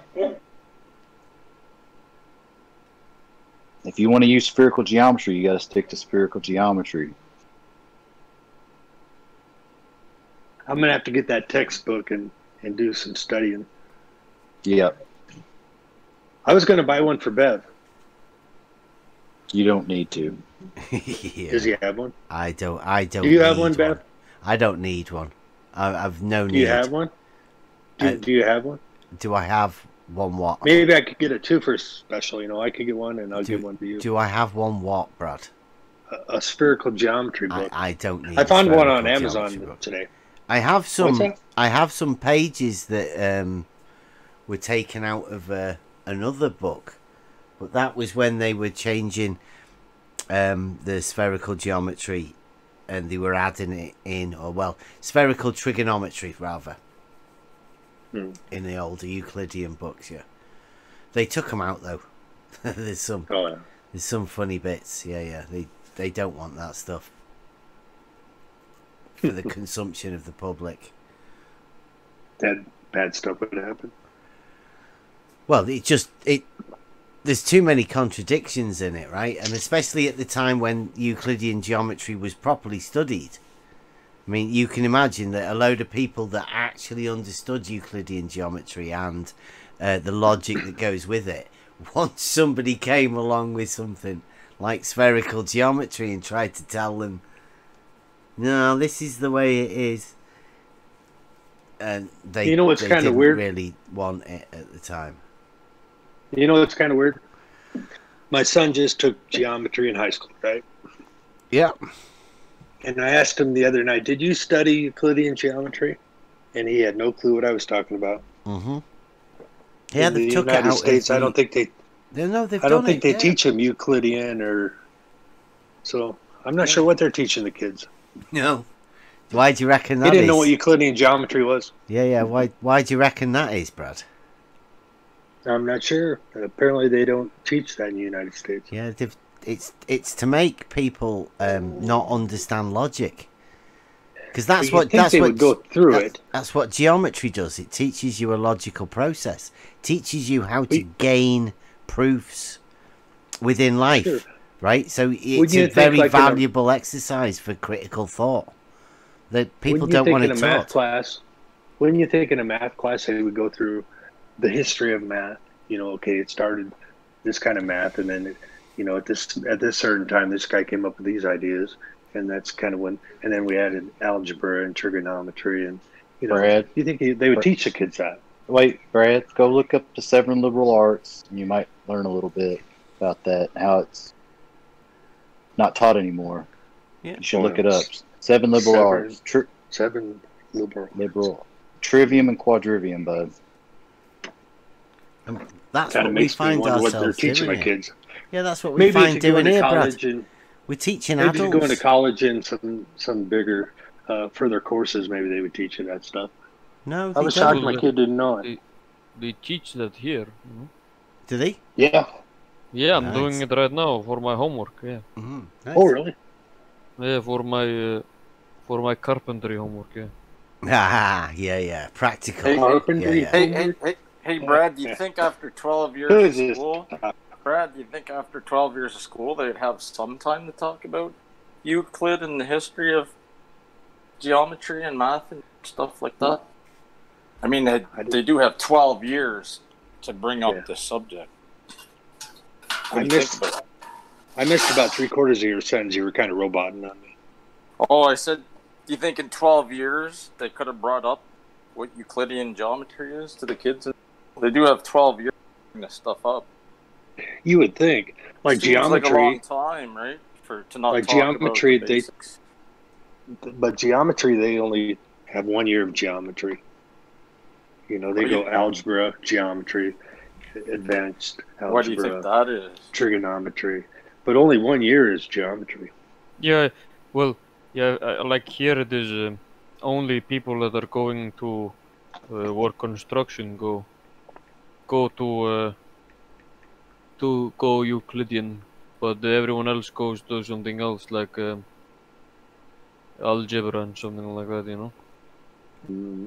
So they don't get this what I'm learning, but they learn other mathematics. Yeah, nice. Can you really I like understand algebra deeply without understanding geometry? You know, it's you can, but you can think go so? more in algebra. It's when it's more complicated. Isn't that like running before you can walk? I think they teach them to walk first. Yeah, you learn. No, but basic, to go straight you learn basic algebra. To go straight to algebra without understanding the basics of geometry, isn't that like running before? I think it's just basic algebra. You know, it's not too complicated. First you go basic. They've split it up. Something else. For us, it goes algebra, geometry, advanced algebra, trigonometry. You think the algebra came before the geometry, Brad? No, he's saying it does in school, but you're putting the cart before the horse. Yeah. Algebra before geometry is what I'm saying. I wonder if you could do it the other way around. Just take geometry first and then algebra and advanced algebra. Well, that's the way it should be. Yeah. Shouldn't it? I don't make up the curriculum. How do you say curriculum? No, but you can think for yourself and consider it be the other way. Does it make sense the way they do it? There's probably a reason they do it the other way. I'm sure there is.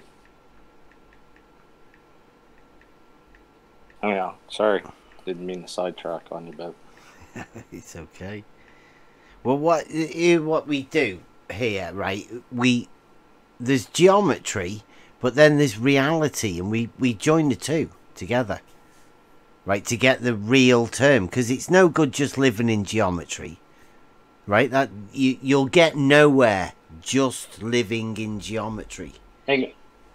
But Bev, can I just say something? Yeah. We don't live in geometry. That's what I was saying. Yeah. That's exactly what he just said. Yeah. 100%.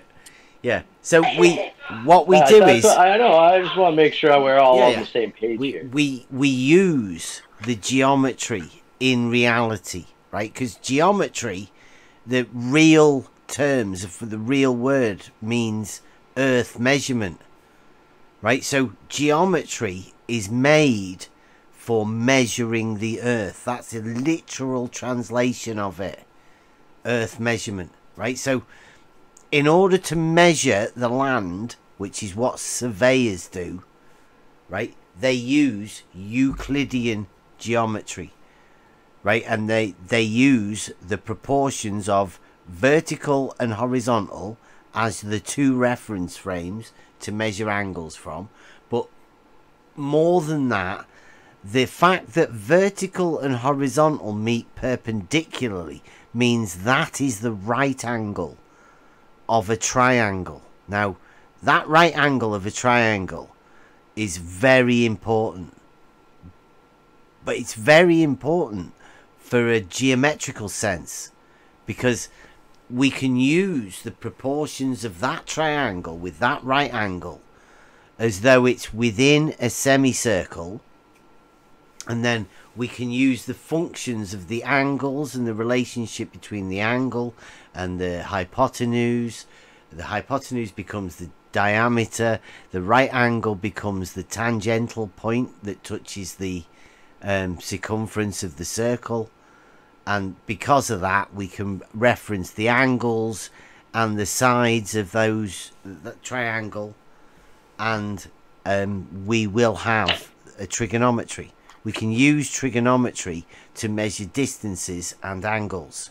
Mainly distances, because that's what you're after, trying to find the distance to measure within reality, right? So we use all of that in reality. So what we do is we blend the geometry with reality, and we use the skills that we have in geometry to teach us logic, and we use the logical process to learn things. Who's on the piano, gods? Oh, sorry. Playing the piano? Sorry, I forgot to mute.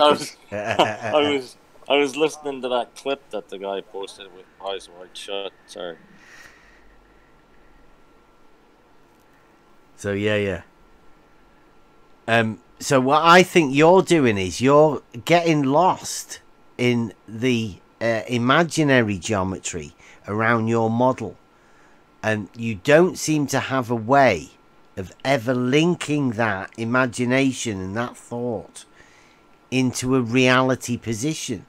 Especially you, Brad. I mean, you'd be proper messed up because you say you use spherical geometry. Well, there's no surveying tools that use spherical geometry because it's the geometry of the two-dimensional surface of a sphere. Well, we live in a 3D world. We have a vertical. You don't have that in your geometry. So you're stuck already. Yeah, Brad. that kind of breaks your whole reality.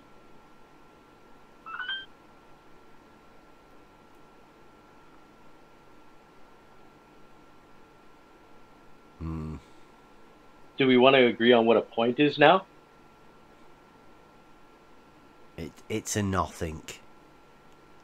Right, that's what he knows that. You can't have a nothing being a line that you call perpendicular.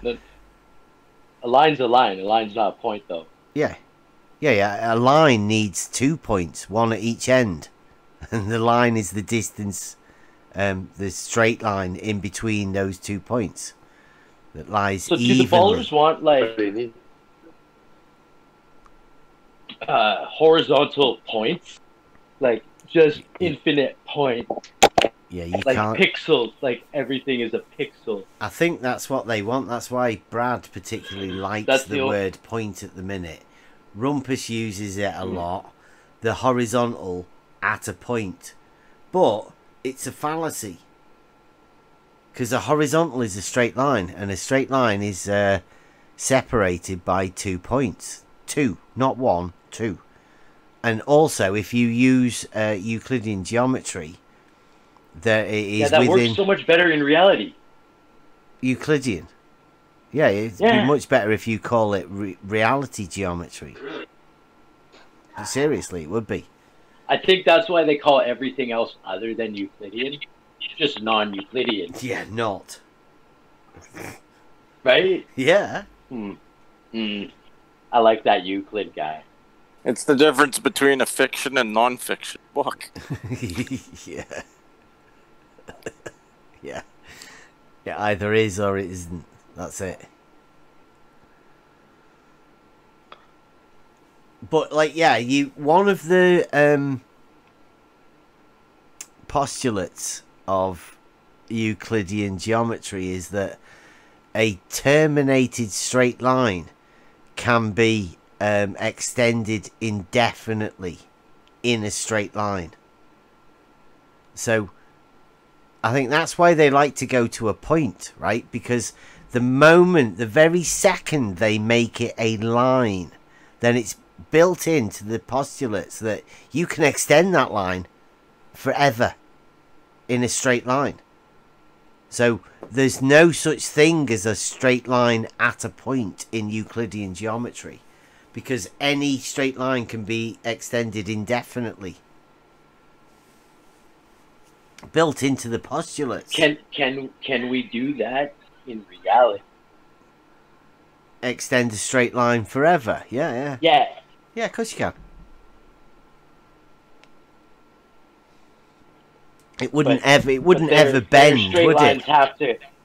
Yeah, it would have to bend at some point, wouldn't Why? it? In reality, to match that straight line in spherical geometry is. Oh well, no. In reality, you don't get the two models mixed up there. That's that's what they're doing.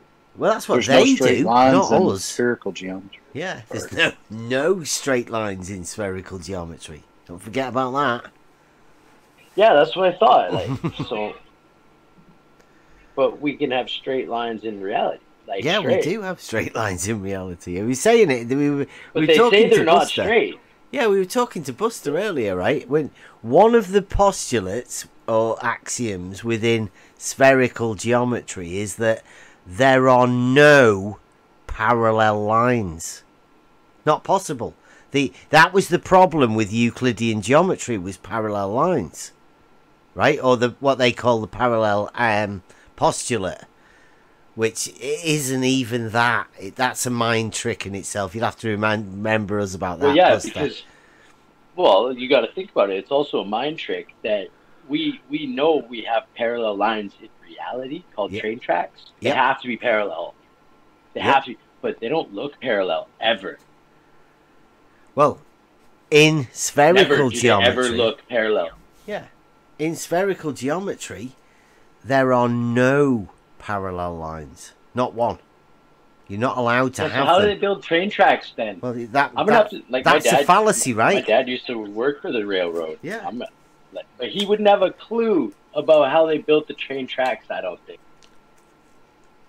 If you've got a postulate that says there are no parallel lines in spherical geometry, and then you can point to train tracks, then surely by spherical conclusion, geometry is not reality. Yeah, well done.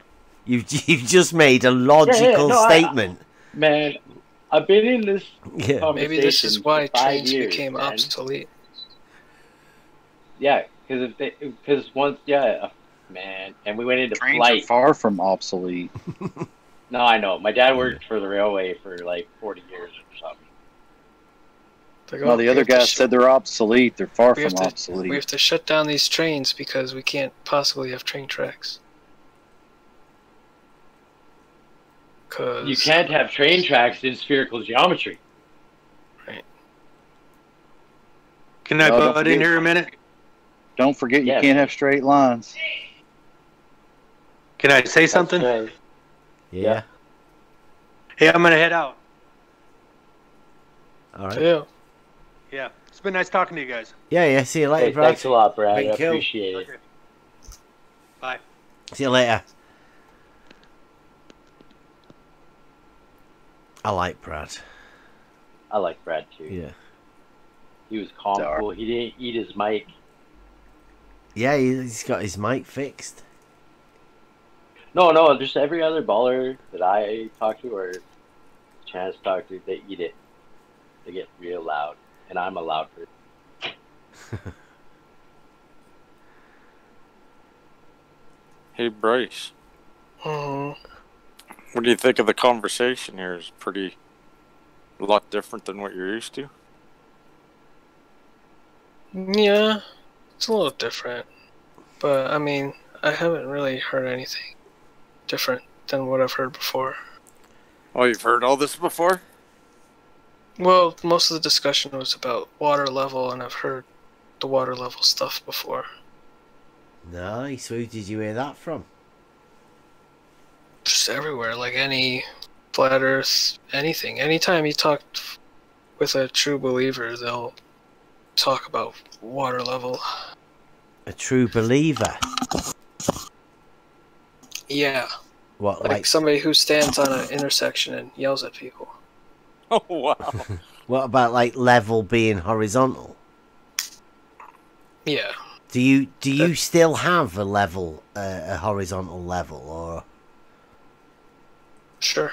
Yeah. So you do have level being horizontal. Yeah. Yep. Yeah. But you know what that means, don't you? It means No, what does it mean? you're one of us. Well done. That was nice. How you found your home? No. Yeah, I'm. You can have a water level on the sphere. It's not just have a. It's not allowed to be horizontal. On the sphere, we have level. Hundreds, Level isn't allowed millions. to be horizontal. No, we have a lot of levels on a sphere, but on your model, you just have one level. That's the only difference. No, we have loads of different levels. Right? Well, that's how you tell the difference in elevation. Right, but you think that all you need is your one level, right? What do you mean? On your flat No, there's on loads the flat. of different elevations. That's, I mean, I don't know what you're struggling with. No, because originally you showed me this water level you have set up in your room. Yeah. And that's where you started from. You just said, yeah. Yeah. But if I'm going to go talk about on a globe Earth, if I'm going to start talking about water levels on a globe Earth, yeah, I'm going to talk about water levels in many different places. Oh, right, I get it. So you do have level being horizontal, but you just have horizontal not being horizontal. You have horizontal not being a straight line. Well, no, horizontal. Yeah. Yeah, I mean, Bryce, go on. Your horizontal goes all the way round the outside of a sphere and comes back. How about? Yeah. Maybe a lot of these guys are just worried about the ridicule. No, I really think that it takes a while for it to sink in, right? To click? Yeah. Yeah, but see, for me, it clicks pretty quick. I bet you've been away from TV for a few years. Oh, like television? Yeah, yeah. Oh, I actually, yeah. But see, I have my other little black screen. I got my phone, and like, if I want to watch something, I'll watch something. But the thing is, I'm not watching commercial. Yeah, yeah. Well, it's all of the movies as well. It's all in there. Oh, I don't. Yeah. What about you, Bryce? I'll tell you. Yeah, I was gonna ask Do you watch TV? Yeah. A lot. Well, I mean, like once a year, yeah. Like once a year, or just sort of like every day? Like once a year. Oh, so that's not much then. You... No, it's not much at all. That means if I live to the age of 70, I've only watched TV 70 times. Okay, so what do you watch on TV then? What's your favourite? Sometimes a sporting event. Yeah, sporting event, generally. Okay. I like all the sports. But I was going to ask you, you guys ever live in an apartment building? No. So yes. Like, apartment building, it rains, right? The rain collects on the roof. It gets wet. Yes. You ever experience water leaking into your apartment? Like it rains on the roof? Let's say yes. Yes. Okay, so on this flat Earth, we got a lot of water, right? A lot of water in the ocean and the rivers. Yes, we do. Okay, so does this water ever leak off this flat Earth? Off of what? Off the flat Earth, like does it? Well, see, you. I think the problem. No, see, the problem here is, in my belief, there's no edge. Okay, I can't envision an edge. I know that water needs to be contained. Okay. Right? So, you know, if you've been here any amount of time, what an AE map looks like. An A map, right? Or what? An AE map, an azimuthal equidistant projection. Azimuthal. It's just a projection. I'm not ascribing to that map. right? But what I want to tell you is I do believe that if the sun travels in a circular pattern, it will create somewhat of a circular impression in the ice, which would leave us with what we call An ice wall. I have whatever water has to be. There But doesn't I have have to be no an ice idea wall. what's beyond the shoreline. There doesn't have to be an ice wall. It doesn't have to be a wall. It has to be a shoreline. Do you understand what a shoreline is? Yeah. Okay, so I don't know how far out and how far up that shoreline gets. I don't know that, so I'm not going to say that it is something, but I'm going to say water needs to be contained. It doesn't stick to the outside of a ball. We know that in reality. Oh, we have all kinds of things containing the water on a ball. Yeah, how are you going to contain water on a ball? We use gravity. Gravity what? What? Gravity doesn't pull anything, bro. Well, everything. Are you familiar with Veritasium? No. The channel? You should check them out. They just did this article on saying how gravity is not a force. It's the bending of a conceptual medium known as space-time. Right. Yeah, I can picture it now. Well, I was using the layman's. But yeah, I'm trying to talk to you about reality, bro. Okay. No, I accept that. Water needs to be contained. Gravity is. I know that. So if you want to call this ice wall Antarctica, I will call Antarctica everything outside of the sun's ability to heat up. Once you start opening these brain cells, you'll get it, and it'll click, and you'll be like, "Oh, we can just live here in this created place." So it doesn't have to be a ball flying in outer space. It doesn't have to be a disc shooting up at 9.8 meters per second to be lived in. So the outside of the Earth is just a shoreline. I have no idea. Earth is the dry land. Okay.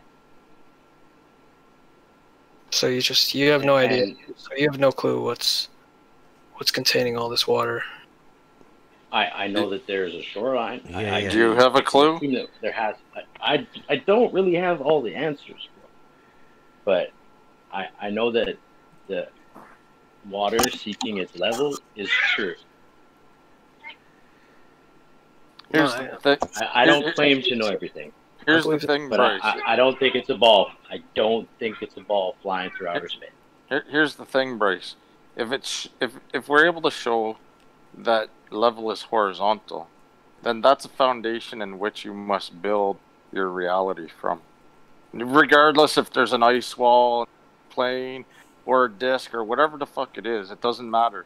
It's still a known truth foundation in which you must build your reality from, right? Oh, that water is a level? No, that level is horizontal. Level is horizontal, okay. Bryce already has level being horizontal, right? He doesn't understand the implications of what he's saying. He just hasn't got it, right? The implications of it haven't sunk in yet. He still sees an out where he can have level being horizontal and the model. I already like all those ideas that you bounced off. I already heard all those arguments a long time ago. What arguments? Like the water level and stuff. The So water always got its level. you've talked to someone about the tool, the water level, and being able to survey that out and whatnot. Then I've heard adjacent arguments. Yeah. Not sure what that means. I'm not sure what adjacent argument means, but that's I guess sort of like opposite. Let me ask you Not this, really. Bryce. Go Do you ahead. think if water, if level is horizontal, there's implications to that? Absolutely, yeah. What do you think there? They're gonna call you a flat earther. I mean, this is not like it's not earth shattering. It's not. Doesn't change No, it's not. the No. entire our entire being or existence, or it's not. No, it doesn't actually change it, but it actually your outlook on it might change. Might. I just think it's kind of good to know that water finds its level, but it's not going to. No, that level is horizontal. Yeah, that is good. Yeah, water finds its level, but level is also horizontal. Right. I mean, it's interesting, but I mean, I wouldn't like I wouldn't defund NASA. I wouldn't end. We I can't wouldn't defund rewrite NASA, all can we? I wouldn't rewrite all the natural science books. I wouldn't change everything in the world just because. Why? Wait, hang on. Yeah, we Are never you brought white up knighting NASA. for NASA now? Wait, why? I mean, I wouldn't change like everything in the world right now that we depend on, assuming that the world is round. I wouldn't reverse all of that just because. Do you think you would do that if level was horizontal? Do you think you would have to do that? If level was horizontal. Yeah. No, I mean, like all these things that we have in place, which assume a round Earth, a spherical Earth, all the things we have in place. I'm sure all those people. I just find it strange that you had to throw that into that word "assume" in there. Why? Well, you just asked me like how this knowledge would change, would change things. Yeah. It won't change things. It It's not right. won't change the thing. Well, let's make everybody in the world watch your arguments about water being level. No. Level being horizontal. Level being horizontal, right? Level Okay, being so everybody in the world gets educated about level being horizontal. No. It is people in this like world are gonna no. believe You see, we don't have to educate everybody in the world, because everybody in the world, mostly, will say that level is horizontal. Like when you came in here, you said that level is horizontal. You still say at the minute level is horizontal, right? Nothing's changed for you, and nothing's changed for us. Right? But you seem to take it one step further and make it into something else. Right? Nobody else here is on about defunding NASA or changing textbooks or doing anything like that at all. All we are doing here is trying to help people understand about reality and how reality works. I think everybody understands that. Okay, so level being horizontal, if you just check in the debate discussion, there's a clip that I've put in there. Fight the Flat Earth and Jesse. It's only 30 seconds long. But in that you will hear what Fight the Flat Earth thinks about me. Because he said something about me and I said, what? That water is level. And he said, no. You don't think that water is level. He says, you think that level is horizontal, which is wrong.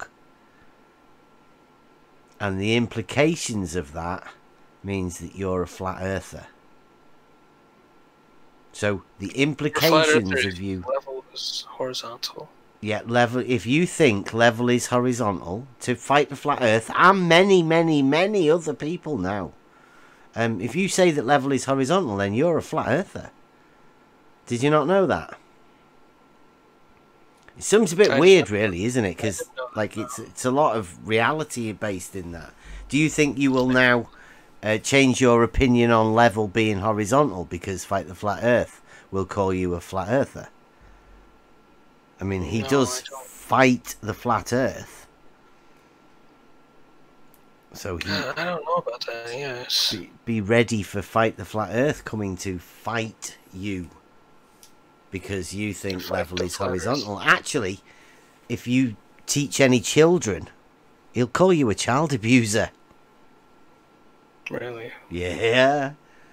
Yeah, you want to watch out. That level saying level is horizontal to the wrong people round here will get them calling you a child abuser. They might even say you're doxing people.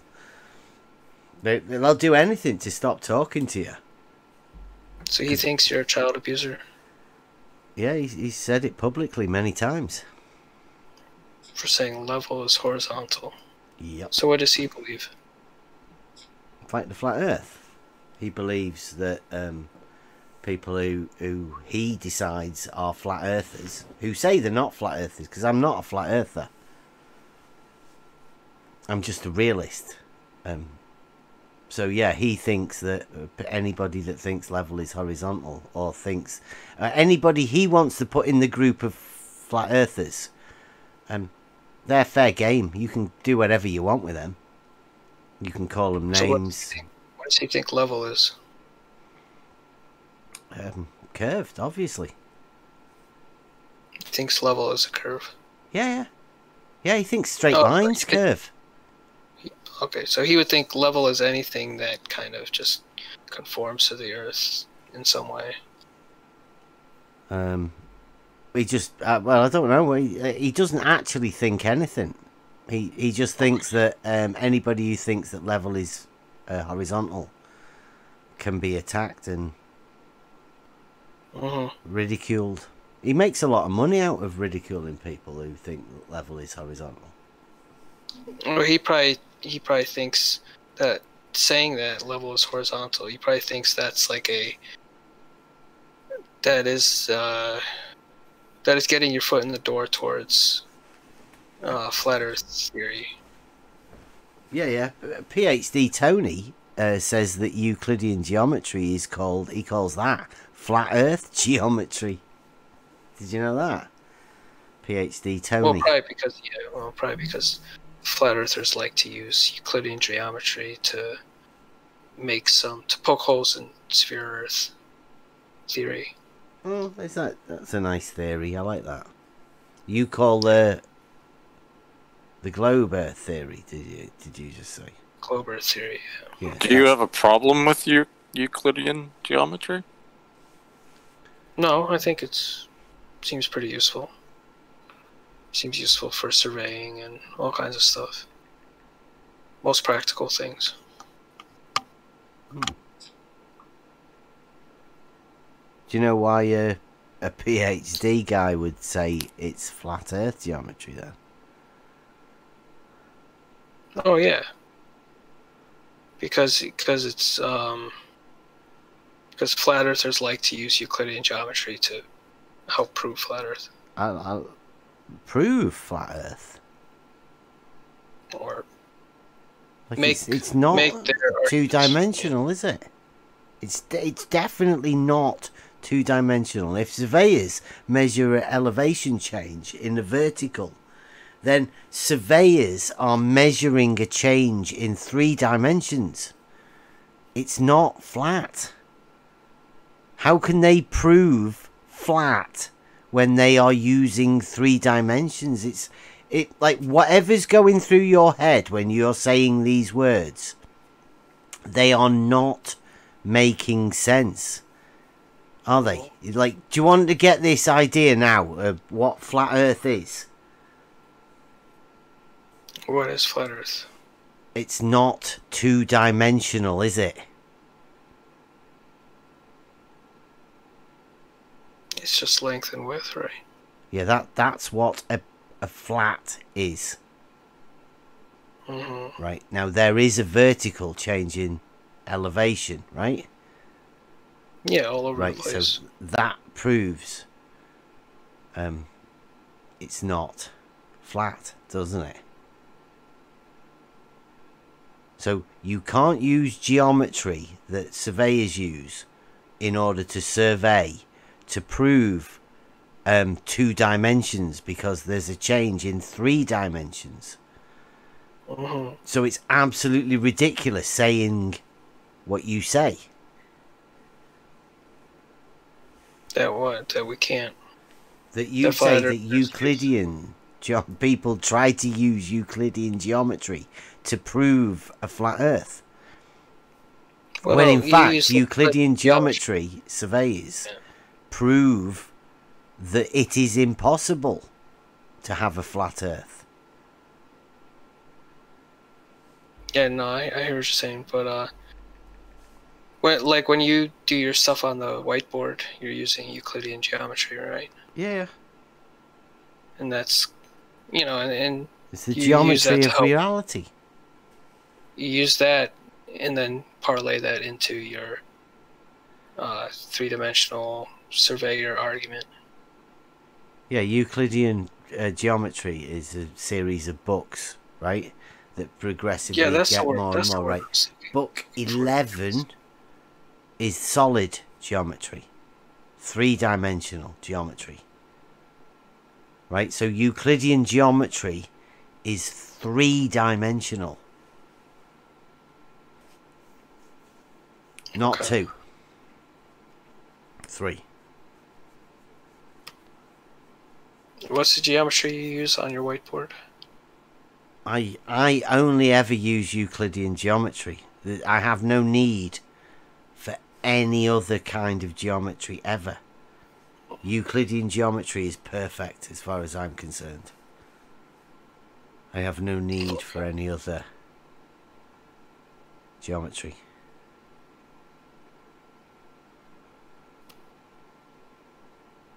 So is that your only thing that you go after? Is the water levels and the geometry? Is that? It's a proof. That's your. Yeah, I've got many proofs that level is horizontal. Many. So that's the only topic that you discuss? No, it's just logic as well. We do logic and the geometry, and we do the water level. We've got a test that we're going to do. We're just trying to gather resources or whatever in order to do it. That water level test we were talking of earlier. That we're doing that. Actually doing it. In reality. And will you ever go out to the ocean and go on this level water and then eventually go out far enough to hit the ice ring? No, I'm a carer. I've got to stay here looking after me missus and me lad.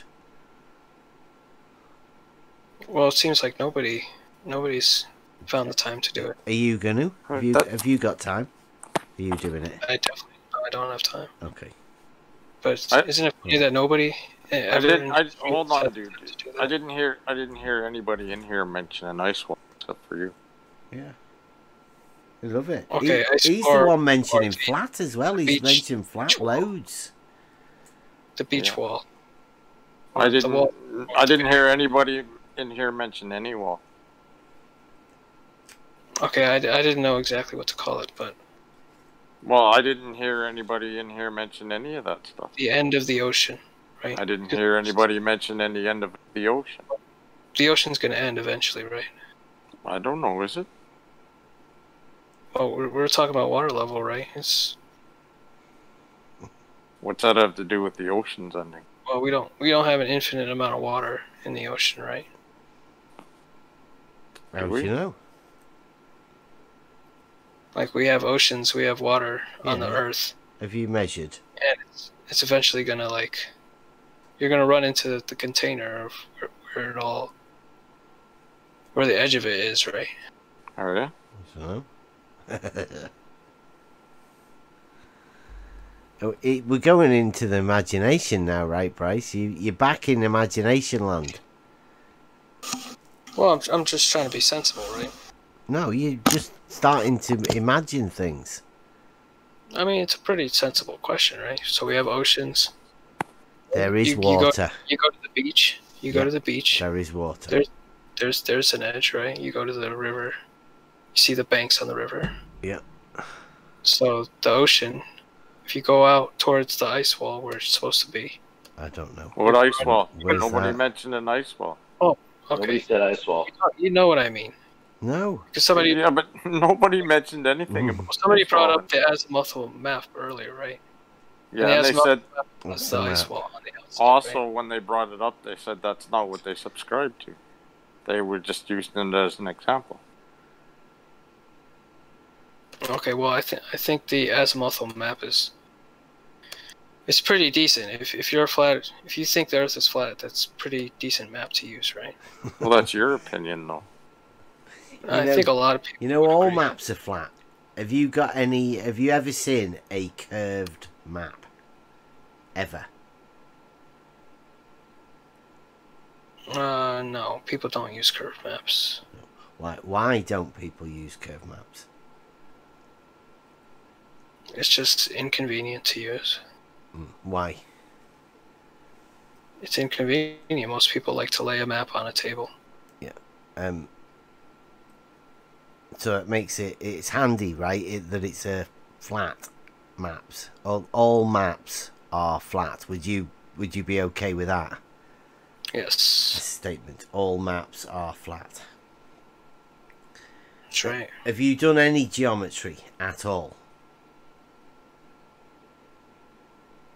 Sure. Yeah. Yeah. Have you ever looked into Gaussian curvature? Gaussian curvature. Yeah. No. Right. You've heard of Gauss? Yeah, he's a mathematician. Barely. Apparently, or barely. Well, when he did it, he made this. He sort of worked out what geometry you would use. By the triangles that you made on the surface. So the triangles, if you have 180 degrees in your triangle, then you use Euclidean geometry. If you have more than 180 degrees, then you use spherical geometry. If you have less, you use hyperbolic. But within that, he has a thing called Gaussian curvature. Now, within that, he sort of describes all the different shapes and everything, and whether they are within the curvature model, whether they are a developable surface or a non-developable surface. And the difference between the two being a developable surface is one that is able to be expressed on a two-dimensional plane, you know, like a cone or a cylinder, you know, all of those sort of shapes. You can unfold them and lay them out onto a two-dimensional surface, and without, you know, they just go like that. Well, that's a developable surface. Then with that, they have a non-developable surface, and a non-developable surface is one that can't be expressed onto a two-dimensional plane without distortion. Now, a sphere is a non-developable surface in any metric, right? So it cannot be expressed on a two-dimensional surface without distortion. Yep. So that's okay with you, right? Yep. So how do you have a two-scale map on a two-dimensional surface plane, you know, like a normal map, of something that is supposedly meant to be a non-developable surface? I mean, it's not an easy task, particularly. It's an impossible task, isn't it?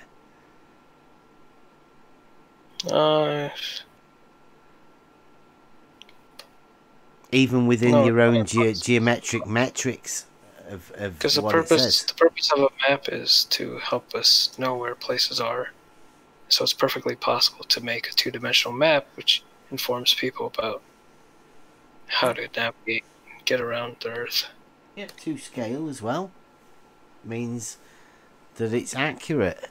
All the dimensions are the same, right?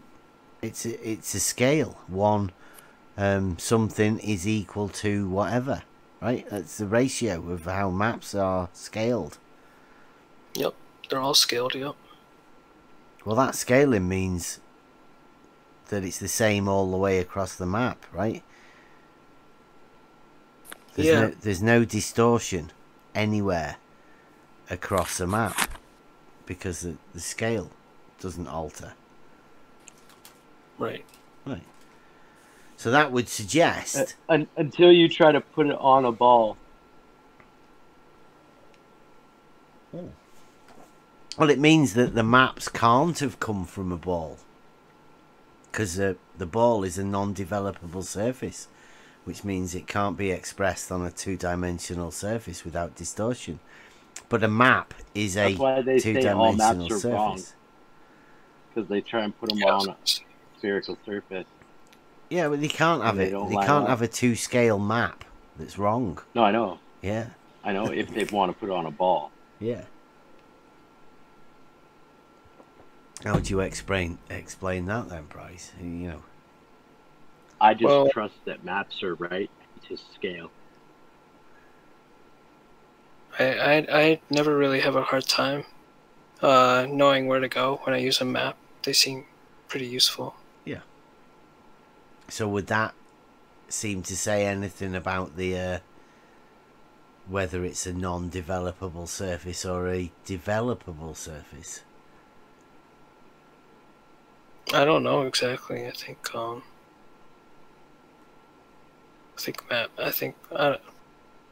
I'm not really sure, honestly. I mean, I don't think the curvature of the Earth really is a big obstacle to people who make maps.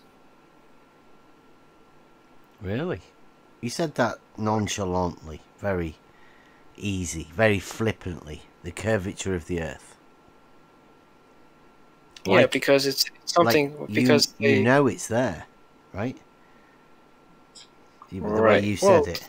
The practice cartography, the practice of developing maps. I mean, it's been going on for thousands of years, and people know like just how to do it. Despite all the Always on a flat surface, right? I don't know about that. I mean, cartographers, people that make maps, are just very good at knowing how to make that two-dimensional projection. Yeah, it's not a projection, is it? What they do is they get the elevations and the positions and the points and all of that, and they just express it onto a flat piece of paper. It's very easy. You start off with your baseline, so you do triangulation to find your points and all of that. You use differential leveling to work out the elevation changes, and you mark them as contour lines. That's easy how maps work. I mean, there's no projection there. It's a straight plot to scale. Okay. So is this supposed to help prove flat Earth, or? Listen, how can I prove something I've already told you I've completely disproved? Okay. I mean, this just proves that the people who make these maps are just very good at making maps, because it seems like it's a hard task, right? To make a two-dimensional map coming from a spherical thing, and it seems like a difficult. Have you ever made a map? Have you ever tried to make a map? Have you ever been tasked with making a map? I don't think so. No. Oh. But it's just one of those things that, I mean, I think we've done a bang-up job making them as human beings. People in charge of making maps. Yeah. Very good, aren't they? Especially the two-scale ones. I mean, in the UK we have some fantastic maps that the army use and all of that for orienteering. Yeah, the British were some of the first people to sail all the way around the world. Do you think? Yeah, which it's a very hard task to sail around a big sphere. The British, you say? Yep, the British.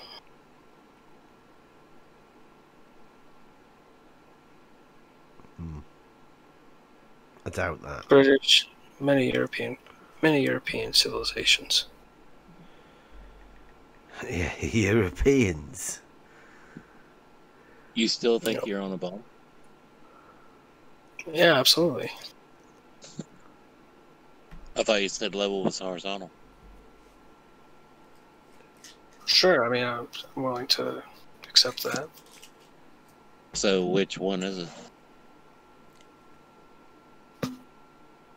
I don't really have a preference. So either level is horizontal or you're on a ball. I don't think it's that simple.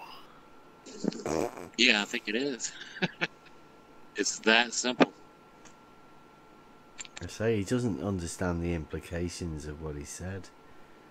Well, just yet. okay, I'll accept level as horizontal. And my hypothesis is that if you go on a boat and you go out on the ocean, you can sail in any direction you want forever and ever and ever, and you're not going to run into an ice wall or a barrier or the edge of the world. It's just never going to happen because you're on a sphere. You might run into Antarctica or the North Pole or China, but not the ice wall.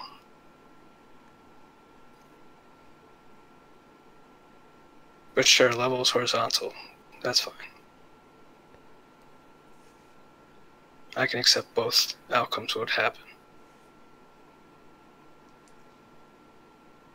And that's exactly what happens.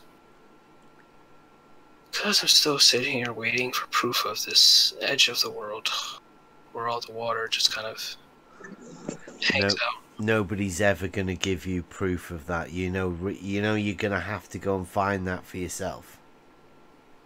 I'm never going to find it for myself. Well, you're never going to get it then. It's pointless you sitting there waiting for somebody else to bring you proof that only you can find. Well, many people have actually tried and nobody's done it. Who? Who's tried? Well, since man started going out on the seas and exploring, they've sailed all over the world.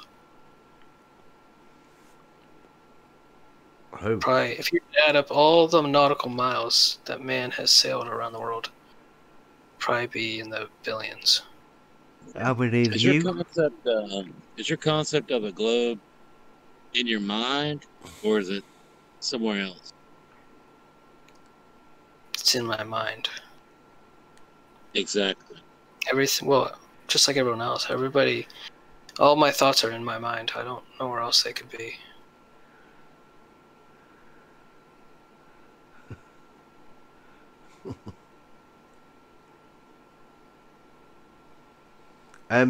Of your globe, then, were you the one that had pictures from space as your proof? Yeah. Yeah. Is that your best proof of the model that you think you live on? Yeah, I think it's basically tied for the best proof. I think the tied for the best proof is the movement of the sun. Right, so the sun moving and pictures from space are both tied for the best proof that you have for the model that you think you live on. Yeah. Right, there's no wonder that you keep saying believe and all of that, because you must have an imagination, right? You must know that those proofs that you have are not solid proofs at all. If they're your two best tied, pretty shaky ground, right? I think they're very good. I think they're very good proofs. How would you match those for the proofs that you've seen of us do tonight, just for level being horizontal? think. Well, those level horizontals. You said those were never proofs of flat Earth. No, I didn't say they were proof of flat Earth. I said they were a proof of level being horizontal. Now, you agreed that level was horizontal, so you must have agreed that they were pretty good proofs to convince you that level was being horizontal. Right. Oh, those were pretty good. Yeah, they were pretty good proofs. Where would you rate your proofs of the whatever the space pictures and the sun moving as proofs up against the level is horizontal? Where would you rate them? I would rate. Yeah, I would rate the NASA and the sun movement. I would rate that as far and above better proofs. Than level being horizontal. Yeah. Did you say sun movement? Yeah, the sun. Yeah, he did. He didn't notice. Don't worry.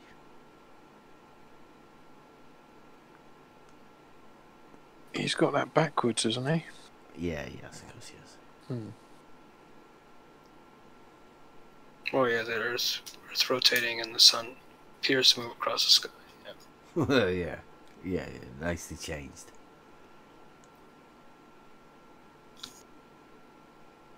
But yeah, the sunset is good proof of the Earth rotating. Really? The sun moving as it sets. Yeah. The sunset. The sunset, yeah. Because if the flat Earth model is correct, where the sun rotates above the Earth, then around dusk, around nighttime, we should be able to take a high zoom camera and zoom in and see the sun again. Have you ever heard of atmospheric light extinction? No, is that a fancy way of saying like when it gets dark, you just can't see anything anymore?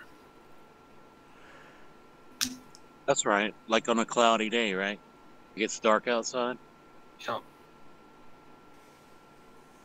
Yeah, makes sense.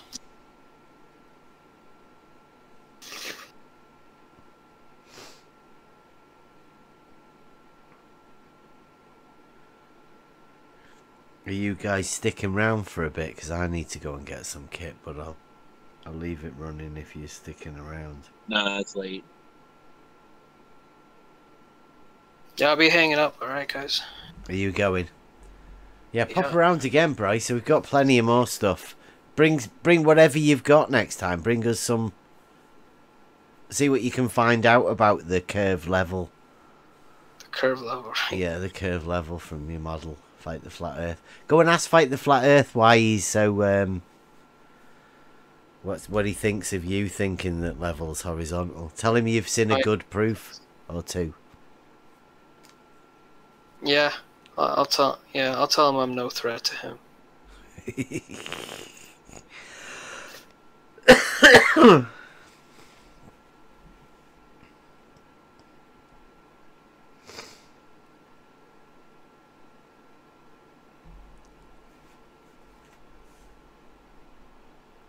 Right. Yeah, he's been talking.